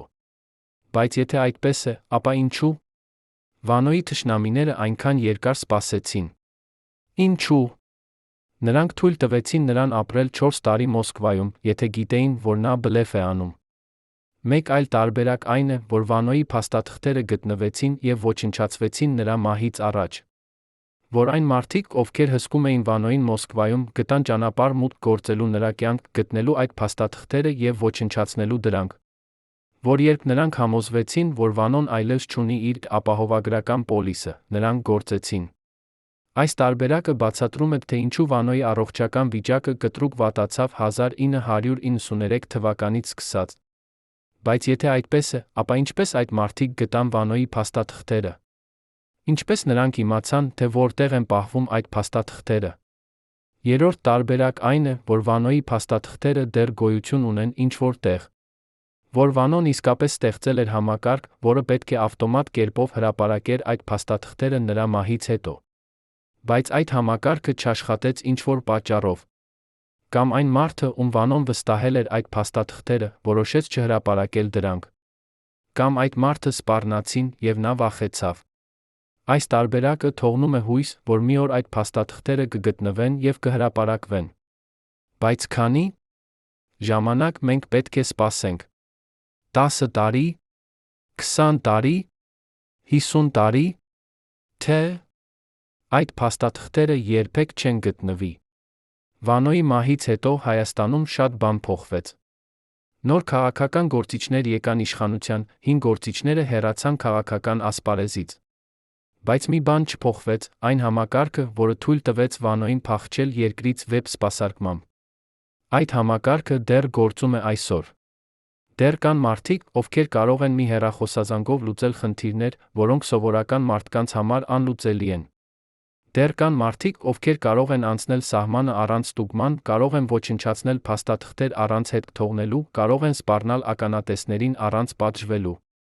Դեռ կա երկու մակարդակի արդարություն, մեկը հզոր մարդկանց համար, մեկը սովորական մարդկանց համար։ Բայց արդյոք այս համակարգը կարող է փոխվել։ Արդյոք մենք երբևէ կունենանք համակարգ, որտեղ բոլորը հավասար են օրենքի առջ, որտեղ ոչ ոք չի կարող գնել իր ազատությունը, ոչ ոք չի կարող սպառնալ ականատեսներին, ոչ ոք չի կարող ոչնչացնել ապացույցները։ Պատասխանը կախված է մեզանից։ Եթե մենք շարունակենք լռել, եթե մենք շարունակենք ընդունել այս անարդարությունը, ապա ոչինչ չի փոխվի։ Բայց եթե մենք սկսենք պահանջել պատասխաններ, եթե մենք սկսենք պաշտպանել մեր իրավունքները, եթե մենք սկսենք պայքարել այս համակարգի դեմ, ապա կարող է փոխվել ամեն ինչ։ Վանո Սիրադեղյանի փախուստի պատմությունը պետք է դառնա դաս մեզ բոլորի համար։ Դաս այն մասին, թե ինչ է տեղի ունենում, երբ իշխանությունները չեն հաշվետու ժողովրդին։ Երբ պաշտոնյաները կարծում են, որ նրանք կարող են անել ցանկացած բան առանց պատժվելու։ Երբ համակարգը պաշտպանում է հզոր մարդկանց, բայց ոչ սովորական քաղաքացիներին։ Մենք պետք է հիշենք այս պատմությունը, որպեսզի երբեք չկրկնենք նույն սխալները։ Մենք պետք է պահանջենք, որ բոլոր գաղտնիքները բացահայտվեն, որ բոլոր պատասխանատուները պատժվեն, որ բոլոր ապացույցները պահպանվեն։ Միայն այդ դեպքում մենք կարող ենք ստեղծել արդար հասարակություն։ 35 տարի անց Վանոյի փախուստի պատմությունը դեռ հետաքրքրում է մարդկանց։ Դեռ կան հարցեր, որոնց պատասխանները մենք չգիտենք։ Ո՞վ հրամայեց չնկատել Վանոյին օդանավակայանում։ Ո՞վ էր այն մարդը կարմիր անցագրով, ով ուղեկցում էր Վանոյին։ Ո՞վ վճարեց հատուկ չվերթի համար։ Ինչու։ Բոլոր ապացույցները ոչնչացվեցին այնքան արագ։ Ինչու։ Ոչ ոք չպատժվեց այդ սկանդալի համար։ Այս հարցերը մնում են առանց պատասխանի։ Բայց դա չի նշանակում, որ մենք պետք է դադարենք հարցնել։ Դա չի նշանակում, որ մենք պետք է ընդունենք այս անարդարությունը։ Վանոյի փախուստի պատմությունը նաև ցույց է տալիս, թե ինչպես են աշխատում գաղտնի համաձայնությունները քաղաքականության մեջ։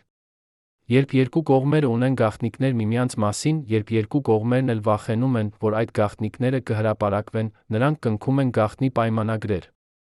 Այդ պայմանագրերը երբեք չեն գրվում թղթի վրա, երբեք չեն ստորագրվում, բայց նրանք ավելի ուժեղ են, քան ցանկացած պաշտոնական պայմանագիր։ Որովհետև եթե մեկը խախտի այդ պայմանագիրը, մյուսը կարող է ոչնչացնել նրան։ Վանոյի եւ իշխանությունների միջև կնքված պայմանագիրը հենց այդպիսին էր։ Վանոն համաձայնեց հեռանալ եւ լռել, իշխանությունները համաձայնեցին թույլ տալ նրան հեռանալ եւ չհետապնդել նրան։ Եվ երկու կողմերն էլ պահպանեցին այդ պայմանագիրը մինչև Վանոյի մահը։ Բայց արդյոք այդ պայմանագիրը դեռ գործում է Վանոյի մահից հետո։ Արդյոք դեռ կան մարդիկ, ովքեր պարտավորված են պահպանել այդ գաղտնիքները։ Արդյոք Վանոյի ընտանիքը, նրա նախկին գործընկերները, նրա մերձավորները դեռ վախենում են խոսել ճշմարտությունը։ Թե այդ պայմանագիրը մահացավ Վանոյի հետ, եւ հիմա մարդիկ ազատ են խոսելու։ Այս հարցերը կարևոր են, որովհետև եթե այդ պայմանագիրը դեռ գործում է, ապա մենք երբեք չենք իմանա ճշմարտությունը։ Բայց եթե այդ պայմանագիրը այլևս չի գործում, ապա ինչու։ Մարդիկ դեռ լռում են։ Ինչու։ Նրանք չեն պատմում այն, ինչ գիտեն։ Պատասխանը կարող է լինել այն, որ մարդիկ դեռ վախենում են։ Ոչ թե Վանոյից, որովհետև նա մեռել է, այլ այն մարդկանցից, ովքեր օգնել են Վանոյին փախչել։ Այն մարդկանցից, ովքեր ոչնչացրել են ապացույցները։ Այն մարդկանցից, ովքեր սպառնացել են ականատեսներին։ Այդ մարդիկ դեռ ապրում են, դեռ ունեն ուժ և ազդեցություն, դեռ կարող են վնասել նրանց, ովքեր խոսում են։ Այդ պատճառով շատերը նախընտրում են լռել։ Նախընտրում են ապրել իրենց հանգիստ կյանքով, չխառնվել քաղաքականության մեջ, չհիշեցնել իրենց անցյալը։ Բայց այս լռությունը թույլ է տալիս, որ անարդարությունը շարունակվի։ Այս լռությունը թույլ է տալիս, որ նույն մարդիկ շարունակեն վերահսկել համակարգը։ Վանոյի փախուստի պատմությունը նաև ցույց է տալիս, թե ինչպես են աշխատում արխիվները Հայաստանում։ Երբ իշխանությունները ուզում են թաքցնել ինչ-որ բան, նրանք պարզապես ոչնչացնում են փաստաթղթերը։ Չկան պաշտպանիչ մեխանիզմներ, չկան անկախ հսկիչ մարմիններ, չկան օրենքներ, որոնք կպաշտպանեն արխիվները։ Իշխանությունները կարող են անել այն, ինչ ուզում են, և ոչ ոք չի կարող նրանց կանգնեցնել։ Այդ պատճառով Հայաստանի պատմության շատ էջեր մնում են անհայտ։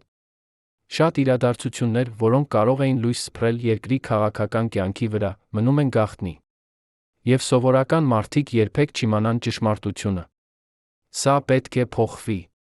Մենք պետք է ստեղծենք համակարգ, որը կպաշտպանի արխիվները, կապահովի, որ փաստաթղթերը չեն ոչնչացվի, կթույլ տա հետագա սերունդներին իմանալ ճշմարտությունը։ Բայց ինչպես մենք կարող ենք ստեղծել այդպիսի համակարգ։ Առաջին քայլը պետք է լինի պահանջել թափանցիկություն իշխանություններից։ Մենք պետք է պահանջենք, որ բոլոր պաշտոնական փաստաթղթերը լինեն հասանելի հասարակությանը։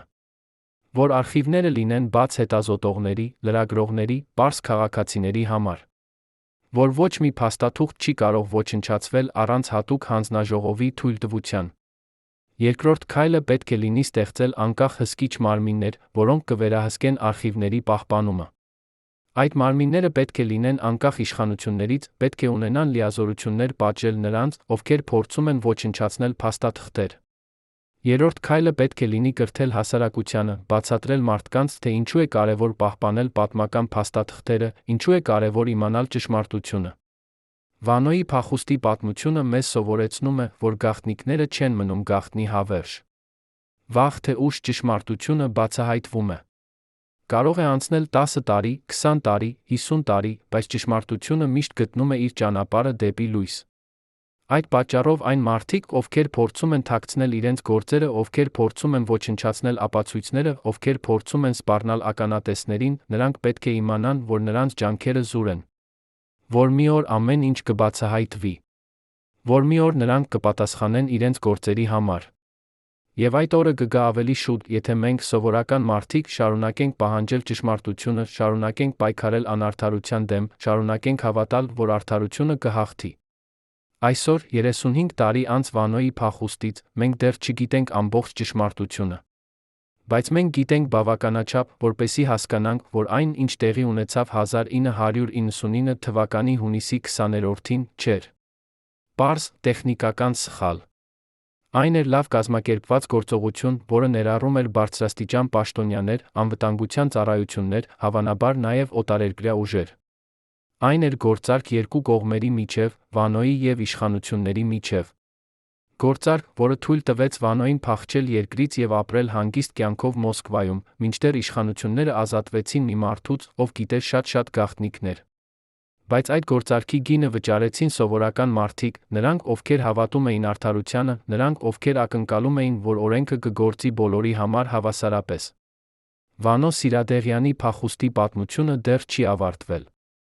Դեռ կան գաղտնիքներ, որոնք սպասում են իրենց բացահայտմանը։ Դեռ կան մարդիկ, ովքեր գիտեն ճշմարտությունը, բայց լռում են։ Դեռ կան փաստաթղթեր, որոնք պահվում են ինչ-որ տեղ։ Եվ դեռ կա հույս, որ մի օր մենք կիմանանք ամբողջ ճշմարտությունը։ Բայց այդ օրը կգա միայն այն դեպքում, եթե մենք շարունակենք հարցնել, շարունակենք պահանջել, շարունակենք պայքարել։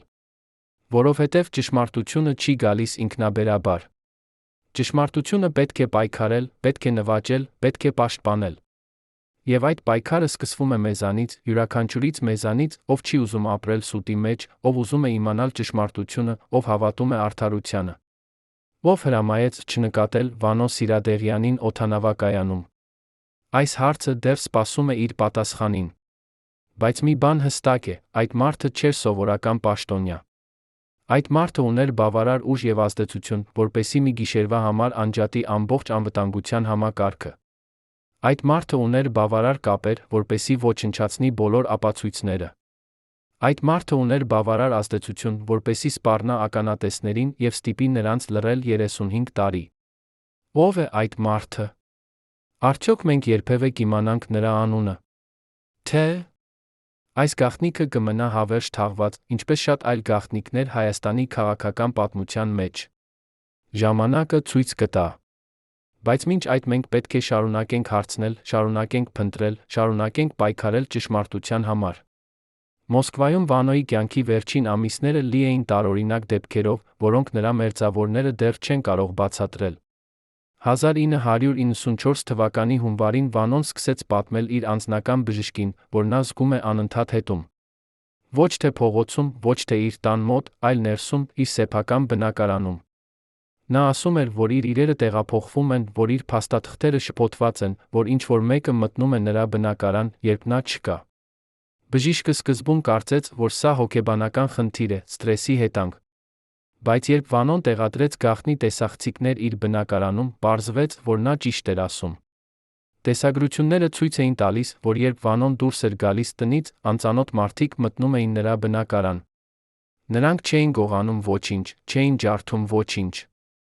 Նրանք պարզապես փնտրում էին ինչ-որ բան։ Այդ տեսագրությունները Վանոն ցույց տվեց միայն երկու մարդու՝ իր անձնական բժշկին եւ իր ամենամոտ ընկերոջը։ Նա ասաց, որ եթե իրեն ինչ-որ բան պատահի, այդ տեսագրությունները պետք է հրապարակվեն։ Բայց երբ Վանոն մահացավ, այդ տեսագրությունները անհետացան։ Նրա բնակարանը մաքրվեց այնպես մանրակրկիտ, որ ոչ մի հետք չմնաց։ Բժիշկը հիշում է, որ երբ նա եկավ Վանոյի բնակարան մահից 2 օր հետո, ամեն ինչ կարգին էր։ Չկային տեսախցիկներ, չկային տեսագրություններ, չկային նույնիսկ այն փաստաթղթերը, որոնք Վանոն միշտ պահում էր իր գրասեղանի վրա։ Կարծես ինչ-որ մեկը գիտեր ճիշտ, թե ինչ է փնտրում, եւ վերցրել էր միայն այն, ինչ պետք էր։ Բայց ո՞վ էր այդ մարդը։ Ինչպես նա մտավ բնակարան Վանոյի մահից անմիջապես հետո։ Եվ ամենակարևորը, ինչպես նա գիտեր, թե որտեղ է Վանոն պահում իր ամենակարևոր փաստաթղթերը։ Վանոյի ամենամոտ ընկերը, որը ապրում էր Մոսկվայում եւ հաճախ այցելում էր նրան, պատմում է մի էպիզոդ, որը տեղի ունեցավ Վանոյի մահից 3 շաբաթ առաջ։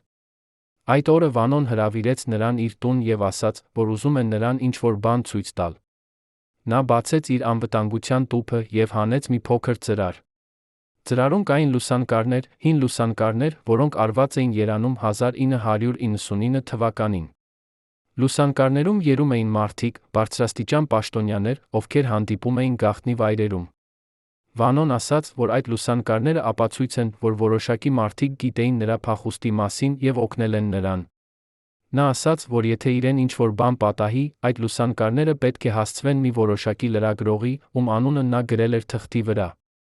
Բայց երբ Վանոն մահացավ, այդ ընկերը չկարողացավ գտնել ոչ լուսանկարները, ոչ էլ այն թուղթը, որի վրա գրված էր լրագրողի անունը։ Ամեն ինչ անհետացել էր։ Այս պատմությունը ցույց է տալիս, որ Վանոյի մահը չէր պատահական։ Որ ինչ-որ մեկը շատ ուշադիր հետում էր նրան, գիտեր նրա յուրաքանչյուր քայլը, գիտեր, թե որտեղ է նա պահում իր ապացույցները։ Եվ երբ եկավ ժամանակը, այդ մարդը գործեց արագ եւ արդյունավետ։ Նա ոչնչացրեց բոլոր ապացույցները, բոլոր հետքերը, բոլոր կապերը։ Բայց ո՞վ էր այդ մարդը։ Արդյոք նա աշխատում էր ռուսական հատուկ ծառայությունների համար։ Արդյոք նա ուղարկված էր Հայաստանից։ Թե նա էր անկախ գործակալ, ում վարձել էին որոշակի մարդիկ, ովքեր վախենում էին Վանոյի գաղտնիքներից։ Վանոյի մահվան օրը նույնպես լի է տարօրինակ մանրամասներով։ Այդ առավոտյան Վանոն զգաց իրեն վատ եւ կանչեց շտապ օգնություն։ Շտապ օգնության բժիշկները եկան արագ, բայց նրանք չէին այն բժիշկները, ովքեր սովորաբար սպասարկում էին այդ շրջանը։ Վանոյի անձնական պահապանը, որը այդ պահին էր նրա մոտ, հիշում է, որ այդ բժիշկները վարվում էին տարօրինակ։ Նրանք չէին տալիս նրան մոտենալ Վանոյին, ասում էին, որ նա պետք է մնա հեռու։ Նրանք արագ տեղափոխեցին Վանոյին շտապ օգնության մեքենա եւ մեկնեցին դեպի հիվանդանոց։ Բայց պահապանը չկարողացավ նստել մեքենայի մեջ, նրան ասացին, որ տեղ չկա։ Երբ պահապանը հասավ հիվանդանոց իր սեփական մեքենայով, նրան ասացին, որ Վանոն արդեն մահացել է ճանապարհին։ Բայց ինչու՞։ Այդ բժիշկները չթույլ տվեցին պահապանին լինել Վանոյի կողքին։ Ինչու՞։ Նրանք այդքան շտապում էին տեղափոխել Վանոյին հիվանդանոց։ Եվ ամենակարևորը, արդյոք իսկապես Վանոն մահացավ ճանապարհին, թե՞ ինչ-որ բան այլ տեղի ունեցավ այդ շտապ օգնության մեքենայում։ Վանոյի մարմնի փորձաքննությունը կատարվեց շատ արագ։ Պաշտոնական եզրակացությունը եղավ սրտի անբավարարություն։ Բայց Վանոյի ընտանիքը պահանջեց անկախ փորձաքննություն։ Նրանք ուզում էին իմանալ, թե արդյոք Վանոյի մարմնում կան թույնի հետքեր։ Բայց ռուսական իշխանությունները հրաժարվեցին թույլ տալ անկախ փորձաքննություն։ Նրանք ասացին, որ պաշտոնական փորձաքննությունը բավարար է, որ ոչ մի կասկած չկա, որ Վանոն մահացել է բնական պատճառներով։ Վանոյի ընտանիքը փորձեց բողոքարկել այս որոշումը, բայց ոչ մի արդյունք չստացավ։ Մի քանի օր անց Վանոյի մարմինը հրկիզվեցին, եւ բոլոր ապացույցները ոչնչացվեցին հավերժ։ Ինչու՞։ Ռուսական իշխանությունները այդքան շտապեցին հրկիզել Վանոյի մարմինը։ Ինչ էին նրանք փորձում թաքցնել։ Արդյոք նրանք գիտեին ավելի շատ, քան ցույց էին տալիս։ Վանոյի թաղմանը երանում ներկա էին հազարավոր մարդիկ, բայց կային նաև մարդիկ, ովքեր նկատում էին տարօրինակ բաներ։ Մի քանի ականատեսներ հիշում են, որ արարողության ժամանակ կային մարդիկ, ովքեր լուսանկարում էին բոլորին, ովքեր ներկա էին։ Այդ մարդիկ չէին լրագրողներ, չէին պաշտոնական լուսանկարիչներ։ Նրանք կանգնում էին հեռվից, օգտագործում էին հատուկ տեխնիկա, լուսանկարում էին յուրաքանչյուր մարդու, ով եկել էր հարգանքի տուրք մատուցելու Վանոյին։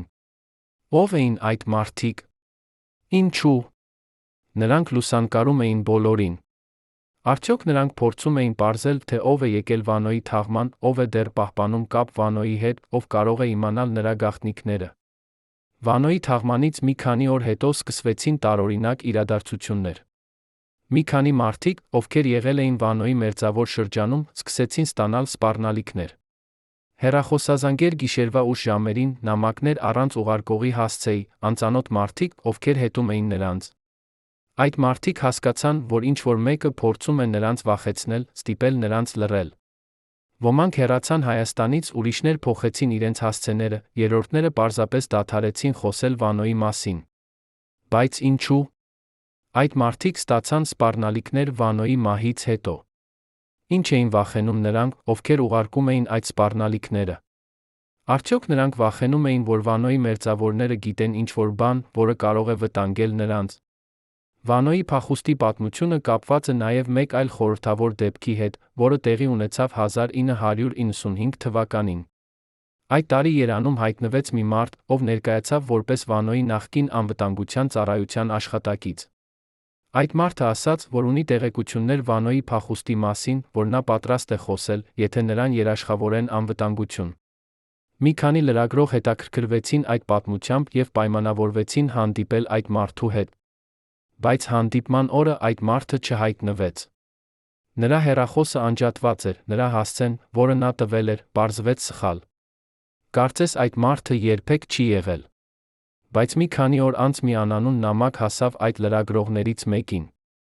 Նամակում գրված էր. «Դադարեցրեք փնտրել այդ մարդուն։ Նա չի ուզում խոսել։ Եվ դուք չպետք է ուզեք լսել»։ Այս դեպքը ցույց է տալիս, որ դեռ կան մարդիկ, ովքեր գիտեն ճշմարտությունը Վանոյի փախուստի մասին, բայց վախենում են խոսել։ Որ դեռ կա համակարգ, որը սպառնում է նրանց, ովքեր փորձում են բացահայտել այդ գաղտնիքները։ Որ դեռ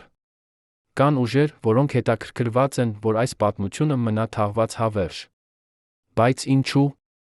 Այդ ուժերը այդքան վախենում են այս պատմությունից։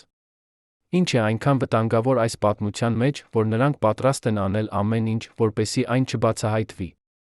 Պատասխանը պարզ է, այս պատմությունը կարող է բացահայտել այն համակարգը, որը թույլ է տալիս հզոր մարդկանց խախտել օրենքները առանց պատժվելու։ Այն կարող է ցույց տալ, թե ինչպես են աշխատում գաղտնի համաձայնությունները քաղաքականության մեջ։ Այն կարող է բացահայտել անունները այն մարդկանց, ովքեր դեռ զբաղեցնում են բարձր պաշտոններ եւ ովքեր վախենում են իրենց անցյալից։ 1996 թվականին Հայաստանում տեղի ունեցավ մի իրադարձություն, որը կարող էր լույս սփռել Վանոյի փախուստի պատմության վրա։ Այդ տարի մի նախկին բարձրաստիճան պաշտոնյա, ով աշխատել էր ազգային անվտանգության ծառայությունում 1999 թվականին, տվեց հարցազրույց մի անկախ լրատվամիջոցի։ Այդ հարցազրույցում նա խոսեց Վանոյի փախուստի մասին, ասաց, որ այդ գործողությունը կազմակերպվել էր ամենաբարձր մակարդակում, որ որոշումը կայացրել էր ոչ թե մեկ մարդ, այլ մի խումբ մարդիկ, ովքեր վախենում էին, որ Վանոն կհրապարակի կոմպրոմատ նրանց մասին։ Բայց այդ հարցազրույցը երբեք չհրապարակվեց։ Լրատվամիջոցի խմբագիրը ասաց, որ նրանց սպառնացել են, որ եթե նրանք հրապարակեն այդ հարցազրույցը, լրատվամիջոցը կփակվի։ Եվ իսկապես, մի քանի ամիս անց այդ լրատվամիջոցը փակվեց ֆինանսական խնդիրների պատճառով։ Այդ նախկին պաշտոնյան փորձեց տալ հարցազրույց այլ լրատվամիջոցների, բայց ոչ ոք չհամաձայնեցավ հրապարակել նրա պատմությունը։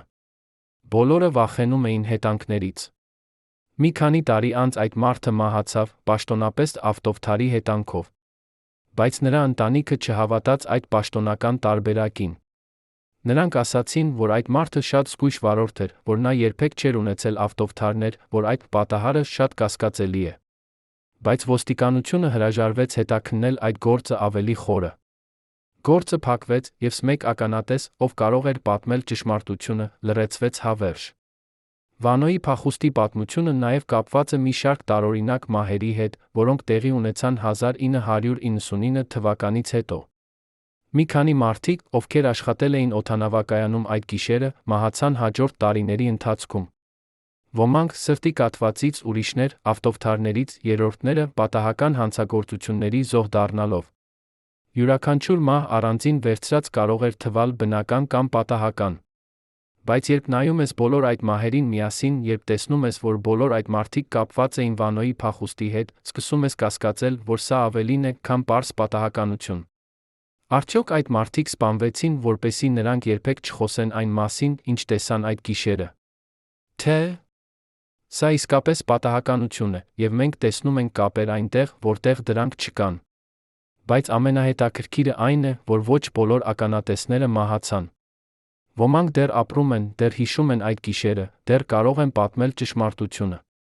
Բայց նրանք լռում են։ Ինչու՞։ Որովհետև նրանք տեսել են, թե ինչ է պատահել նրանց գործընկերներին, ովքեր փորձել են խոսել։ Նրանք հասկանում են, որ եթե նրանք խոսեն, նրանք կդառնան հաջորդ զոհերը։ Այդ պատճառով նրանք ընտրում են լռությունը։ Նրանք ընտրում են ապրել իրենց հանգիստ կյանքով, չխառնվել քաղաքականության մեջ, չհիշեցնել իրենց անցյալը։ Բայց այս լռությունը ունի իր գինը։ Այս լռությունը թույլ է տալիս, որ անարդարությունը շարունակվի, որ նույն մարդիկ շարունակեն վերահսկել համակարգը, որ նույն սխալները կրկնվեն նորից ու նորից։ Վանոյի փախուստի պատմությունը մեզ սովորեցնում է, որ լռությունը ունի իր գինը։ Երբ մենք լռում ենք անարդարության դիմաց, երբ մենք ընդունում ենք, որ հզոր մարդիկ կարող են խախտել օրենքները առանց պատժվելու, երբ մենք թույլ ենք տալիս, որ ականատեսները վախենան խոսել, մենք դառնում ենք մասնակից այդ անարդարությանը։ Մենք դառնում ենք մասնակից այն համակարգին, որը պաշտպանում է հզոր մարդկանց, բայց ոչ սովորական քաղաքացիներին։ Եվ այդ համակարգը կշարունակի գործել այնքան ժամանակ, քանի դեռ մենք լռում ենք։ Այդ պատճառով մենք պետք է խոսենք։ Մենք պետք է պահանջենք ճշմարտությունը։ Մենք պետք է պաշտպանենք այն մարդկանց, ովքեր համարձակվում են խոսել։ Միայն այդ դեպքում մենք կարող ենք փոխել այս համակարգը։ Այսօր 35 տարի անց Վանոյի փախուստից, մենք դեռ ապրում ենք այն համակարգում, որը թույլ տվեց այդ փախուստը։ Դեռ կան մարդիկ, ովքեր կարող են մի հեռախոսազանգով լուծել խնդիրներ, որոնք սովորական մարդկանց համար անլուծելի են։ Դեռ կան մարդիկ, ովքեր կարող են ոչնչացնել ապացույցներ առանց հետք թողնելու։ Դեռ կան մարդիկ, ովքեր կարող են սպառնալ ականատեսներին առանց պատժվելու։ Եվ այս համակարգը կշարունակի գործել այնքան ժամանակ, քանի դեռ մենք թույլ ենք տալիս դրան։ Այդ պատճառով Վանոյի փախուստի պատմությունը ոչ միայն պատմություն է անցյալի մասին։ Այն նաև պատմություն է ներկայի մասին։ Այն ցույց է տալիս, թե ինչպես է աշխատում մեր համակարգը այսօր։ Եվ այն մեզ հարց է տալիս, արդյոք մենք ուզում ենք շարունակել ապրել այս համակարգում, թե մենք պատրաստ ենք փոխել այն։ Ով հրամայեց չնկատել Վանո Սիրադեղյանին օդանավակայանում։ Այս հարցը դեռ սպասում է իր պատասխանին։ Բայց մի բան հստակ է, այդ մարդը դեռ ապրում է, դեռ ունի ուժ և ազդեցություն, դեռ վախենում է, որ ճշմարտությունը կբացահայտվի։ Եվ այդ վախը ցույց է տալիս, որ այս պատմությունը դեռ կարևոր է, դեռ վտանգավոր է, դեռ կարող է փոխել շատ բան։ Այդ պատճառով մենք պետք է շարունակենք հարցնել, շարունակենք փնտրել, շարունակենք պայքարել ճշմարտության համար։ Որովհետև միայն ճշմարտությունը կարող է ազատել մեզ այն համակարգից, որը պահում է մեզ գերության մեջ 35 տարի։ Վանոյի մահից 10 տարի անց, 1994 թվականին, Մոսկվայում տեղի ունեցավ մի իրադարձություն, որը կարող էր ամեն ինչ փոխել։ Մի անծանոթ կին հայտնվեց ռուսական մի անկախ լրատվամիջոցի խմբագրությունում եւ ասաց, որ ունի Վանո Սիրադեղյանի անձնական օրագիրը։ Ոչ թե պատճենը, այլ բուն օրիգինալը, Վանոյի ձեռագրով, նրա ստորագրությամբ, նրա անձնական նշումներով։ Այդ կինը ասաց, որ աշխատել է Վանոյի տանը որպես տնային աշխատող, որ Վանոն վստահում էր նրան, որ մահից մի քանի օր առաջ Վանոն տվել էր նրան այդ օրագիրը եւ ասել, եթե ինձ ինչ-որ բան պատահի, այս օրագիրը պետք է հասնի ճիշտ մարդկանց ձեռքը։ Լրագրողները հետաքրքրվեցին, խնդրեցին տեսնել օրագիրը։ Կինը բացեց իր պայուսակը, հանեց հաստ տետր, մաշված կափարիչով, դեղնած էջերով։ Լրագրողները սկսեցին թերթել այն եւ հասկացան, որ սա իսկապես Վանոյի օրագիրն է։ Այնտեղ կային գրառումներ 1999 թվականի մասին, մանրամասն նկարագրություններ նրա փախուստի պատրաստման մասին, անուններ այն մարդկանց, ովքեր օգնել են նրան։ Բայց երբ լրագրողները խնդրեցին այդ կնոջը թողնել օրագիրը իրենց մոտ, որպեսզի նրանք կարողանան ուսումնասիրել այն ավելի մանրամասն, կինը հրաժարվեց։ Նա ասաց, որ վախենում է, որ եթե օրագիրը մնա նրանց մոտ, այն կարող է անհետանալ, ինչպես անհետացել են բոլոր այլ ապացույցները։ Նա առաջարկեց, որ լրագրողները գան նրա տուն, որտեղ նրանք կարող են ուսումնասիրել օրագիրը այնքան ժամանակ, որքան ուզում են, բայց օրագիրը կմնա նրա մոտ։ Լրագրողները համաձայնեցին։ Նրանք պայմանավորվեցին հանդիպել հաջորդ օրը։ Բայց հաջորդ օրը այդ կինը չհայտնվեց պայմանավորված վայրում։ Նրա հեռախոսը անջատված էր։ Նրա հասցեն, որը նա տվել էր, պարզվեց սխալ։ Լրագրողները փորձեցին գտնել այդ կնոջը, բայց ոչ մի հետք չկար։ Կարծես նա երբեք չի եղել։ Բայց լրագրողները հիշում էին այն, ինչ տեսել էին օրագրում։ Նրանք հիշում էին անունները, ամսաթվերը, մանրամասները։ Եվ նրանք որոշեցին հրապարակել այն, ինչ տեսել էին։ Բայց երբ նրանք պատրաստեցին հոդվածը եւ ուղարկեցին այն խմբագրին, խմբագիրը հրաժարվեց հրապարակել այն։ Նա ասաց, որ առանց բուն օրագրի, առանց ֆիզիկական ապացույցի, նրանք չեն կարող հրապարակել այդպիսի լուրջ մեղադրանքներ։ Նա ասաց, որ եթե նրանք հրապարակեն այդ հոդվածը, նրանց կդատեն բամբասանքի համար, լրատվամիջոցը կփակվի։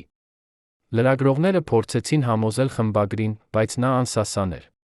Մի քանի օր անց այդ լրագրողներից մեկը ստացավ անանուն հեռախոսազանգ։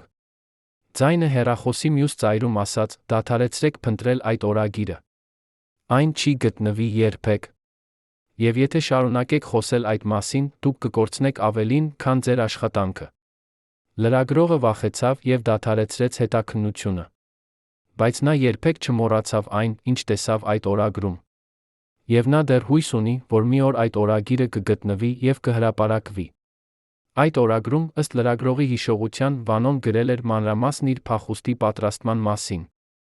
Նա նկարագրել էր, թե ինչպես է հունիսի սկզբին հանդիպել մի բարձրաստիճան պաշտոնյայի հետ, ում անունը նա նշել էր օրագրում։ Այդ հանդիպման ժամանակ նրանք քննարկել են Վանոյի հեռանալը Հայաստանից։ Պաշտոնյան ասել է, որ իրավիճակը դարձել է շատ վտանգավոր, որ Վանոյի դեմ հարուցված քրեական գործը լուրջ է, որ դատախազությունը պահանջում է նրա անմիջական ձերբակալումը։ Բայց պաշտոնյան նաև ասել է, որ կա ելք։ Եթե Վանոն համաձայնվի հեռանալ Հայաստանից եւ երբեք չվերադառնալ, եթե նա խոստանա երբեք չհրապարակել այն տեղեկությունները, որոնք ունի, ապա իշխանությունները կթույլ տան նրան հեռանալ առանց խոչընդոտների։ Վանոն գրել է, որ նա հասկացել է, որ այլ ընտրություն չունի։ Որ եթե մերժի այս առաջարկը, նա կձերբակալվի, կդատվի, հավանաբար կանցկացնի տարիներ բանտում։ Այդ պատճառով նա համաձայնվել է։ Բայց Վանոն նաև գրել է, որ նա չի վստահում այդ պաշտոնյային, որ նա վախենում է, որ երբ նա հեռանա Հայաստանից, իշխանությունները կփորձեն վերցնել նրա ապահովագրական պոլիսը։ Այդ պատճառով նա ստեղծել է հատուկ համակարգ։ Նա տեղափոխել է իր ամենակարևոր փաստաթղթերը 3 տարբեր վայրեր, մեկը Երևանում, մեկը Մոսկվայում, մեկը Լոս Անջելեսում։ Նա տվել է հրահանգներ 3 տարբեր մարդկանց, ում նա վստահում էր։ Եթե նրան ինչ-որ բան պատահի, եթե նա չկապվի այդ մարդկանց հետ որոշակի ժամկետում, նրանք պետք է հրապարակեն այդ փաստաթղթերը։ Վանոն գրել է, որ այս համակարգը նրա վերջին պաշտպանությունն է, որ միայն այս համակարգը կարող է երաշխավորել նրա անվտանգությունը Մոսկվայում։ Բայց արդյոք այդ համակարգը աշխատեց։ Արդյոք այդ 3 մարդիկ պահպանեցին Վանոյի փաստաթղթերը։ Թե ինչ-որ բան այլ տեղի ունեցավ։ Լրագրողը հիշում է, որ օրագրում Վանոն նաև գրել էր իր վերջին օրերի մասին երանում։ Նա նկարագրել է, թե ինչպես է հունիսի 19-ը հեռացել իր տնից, թե ինչպես է ապրել տարբեր վայրերում, թե ինչպես է խուսափել ոստիկանությունից։ Նա գրել է, որ այդ օրերին նա ստացել է մի քանի հեռախոսազանգեր այն պաշտոնյայից, ով կազմակերպում էր նրա փախուստը։ Այդ պաշտոնյան տեղեկացրել է նրան, որ ամեն ինչ պատրաստ է, որ հունիսի 20-րդի գիշերը հատուկ ինքնաթիռ կսպասի նրան օդանավակայանում, որ անվտանգության ծառայությունը ստացել է հրահանգներ թույլ տալ նրան անցնել առանց ստուգման։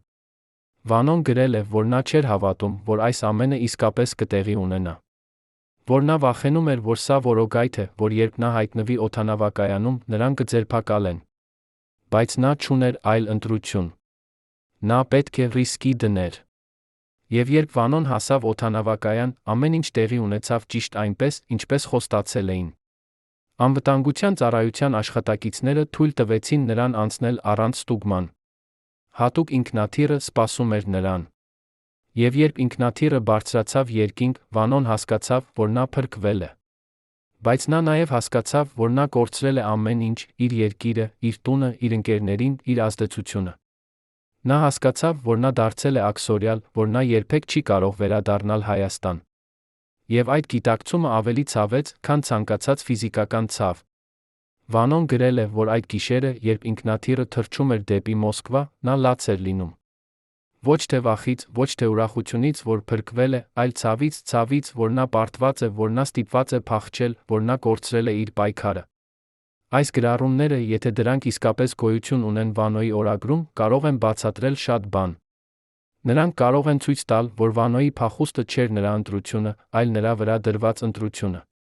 Որ նա ստիպված էր ընդունել այդ պայմանները, որովհետև այլ ելք չկար։ Որ նա չէր դավաճան, ինչպես ոմանք նրան անվանում էին, այլ զոհ այն համակարգի, որը չէր թույլ տալիս նրան ապրել իր երկրում։ Բայց արդյոք այս օրագիրը իսկապես գոյություն ունի։ Արդյոք այն, ինչ լրագրողը տեսավ, իսկապես Վանոյի օրագիրն էր։ Թե սա էր հերթական փորձ շփոթեցնել մարդկանց, տարածել կեղծ տեղեկություններ, ստեղծել նոր առասպելներ Վանոյի շուրջ։ 1999 թվականից հետո Հայաստանում տարածվեցին տասնյակ տարբեր տեսություններ Վանոյի փախուստի մասին։ Ոմանք ասում էին, որ Վանոն վճարել է մեծ գումար իշխանություններին։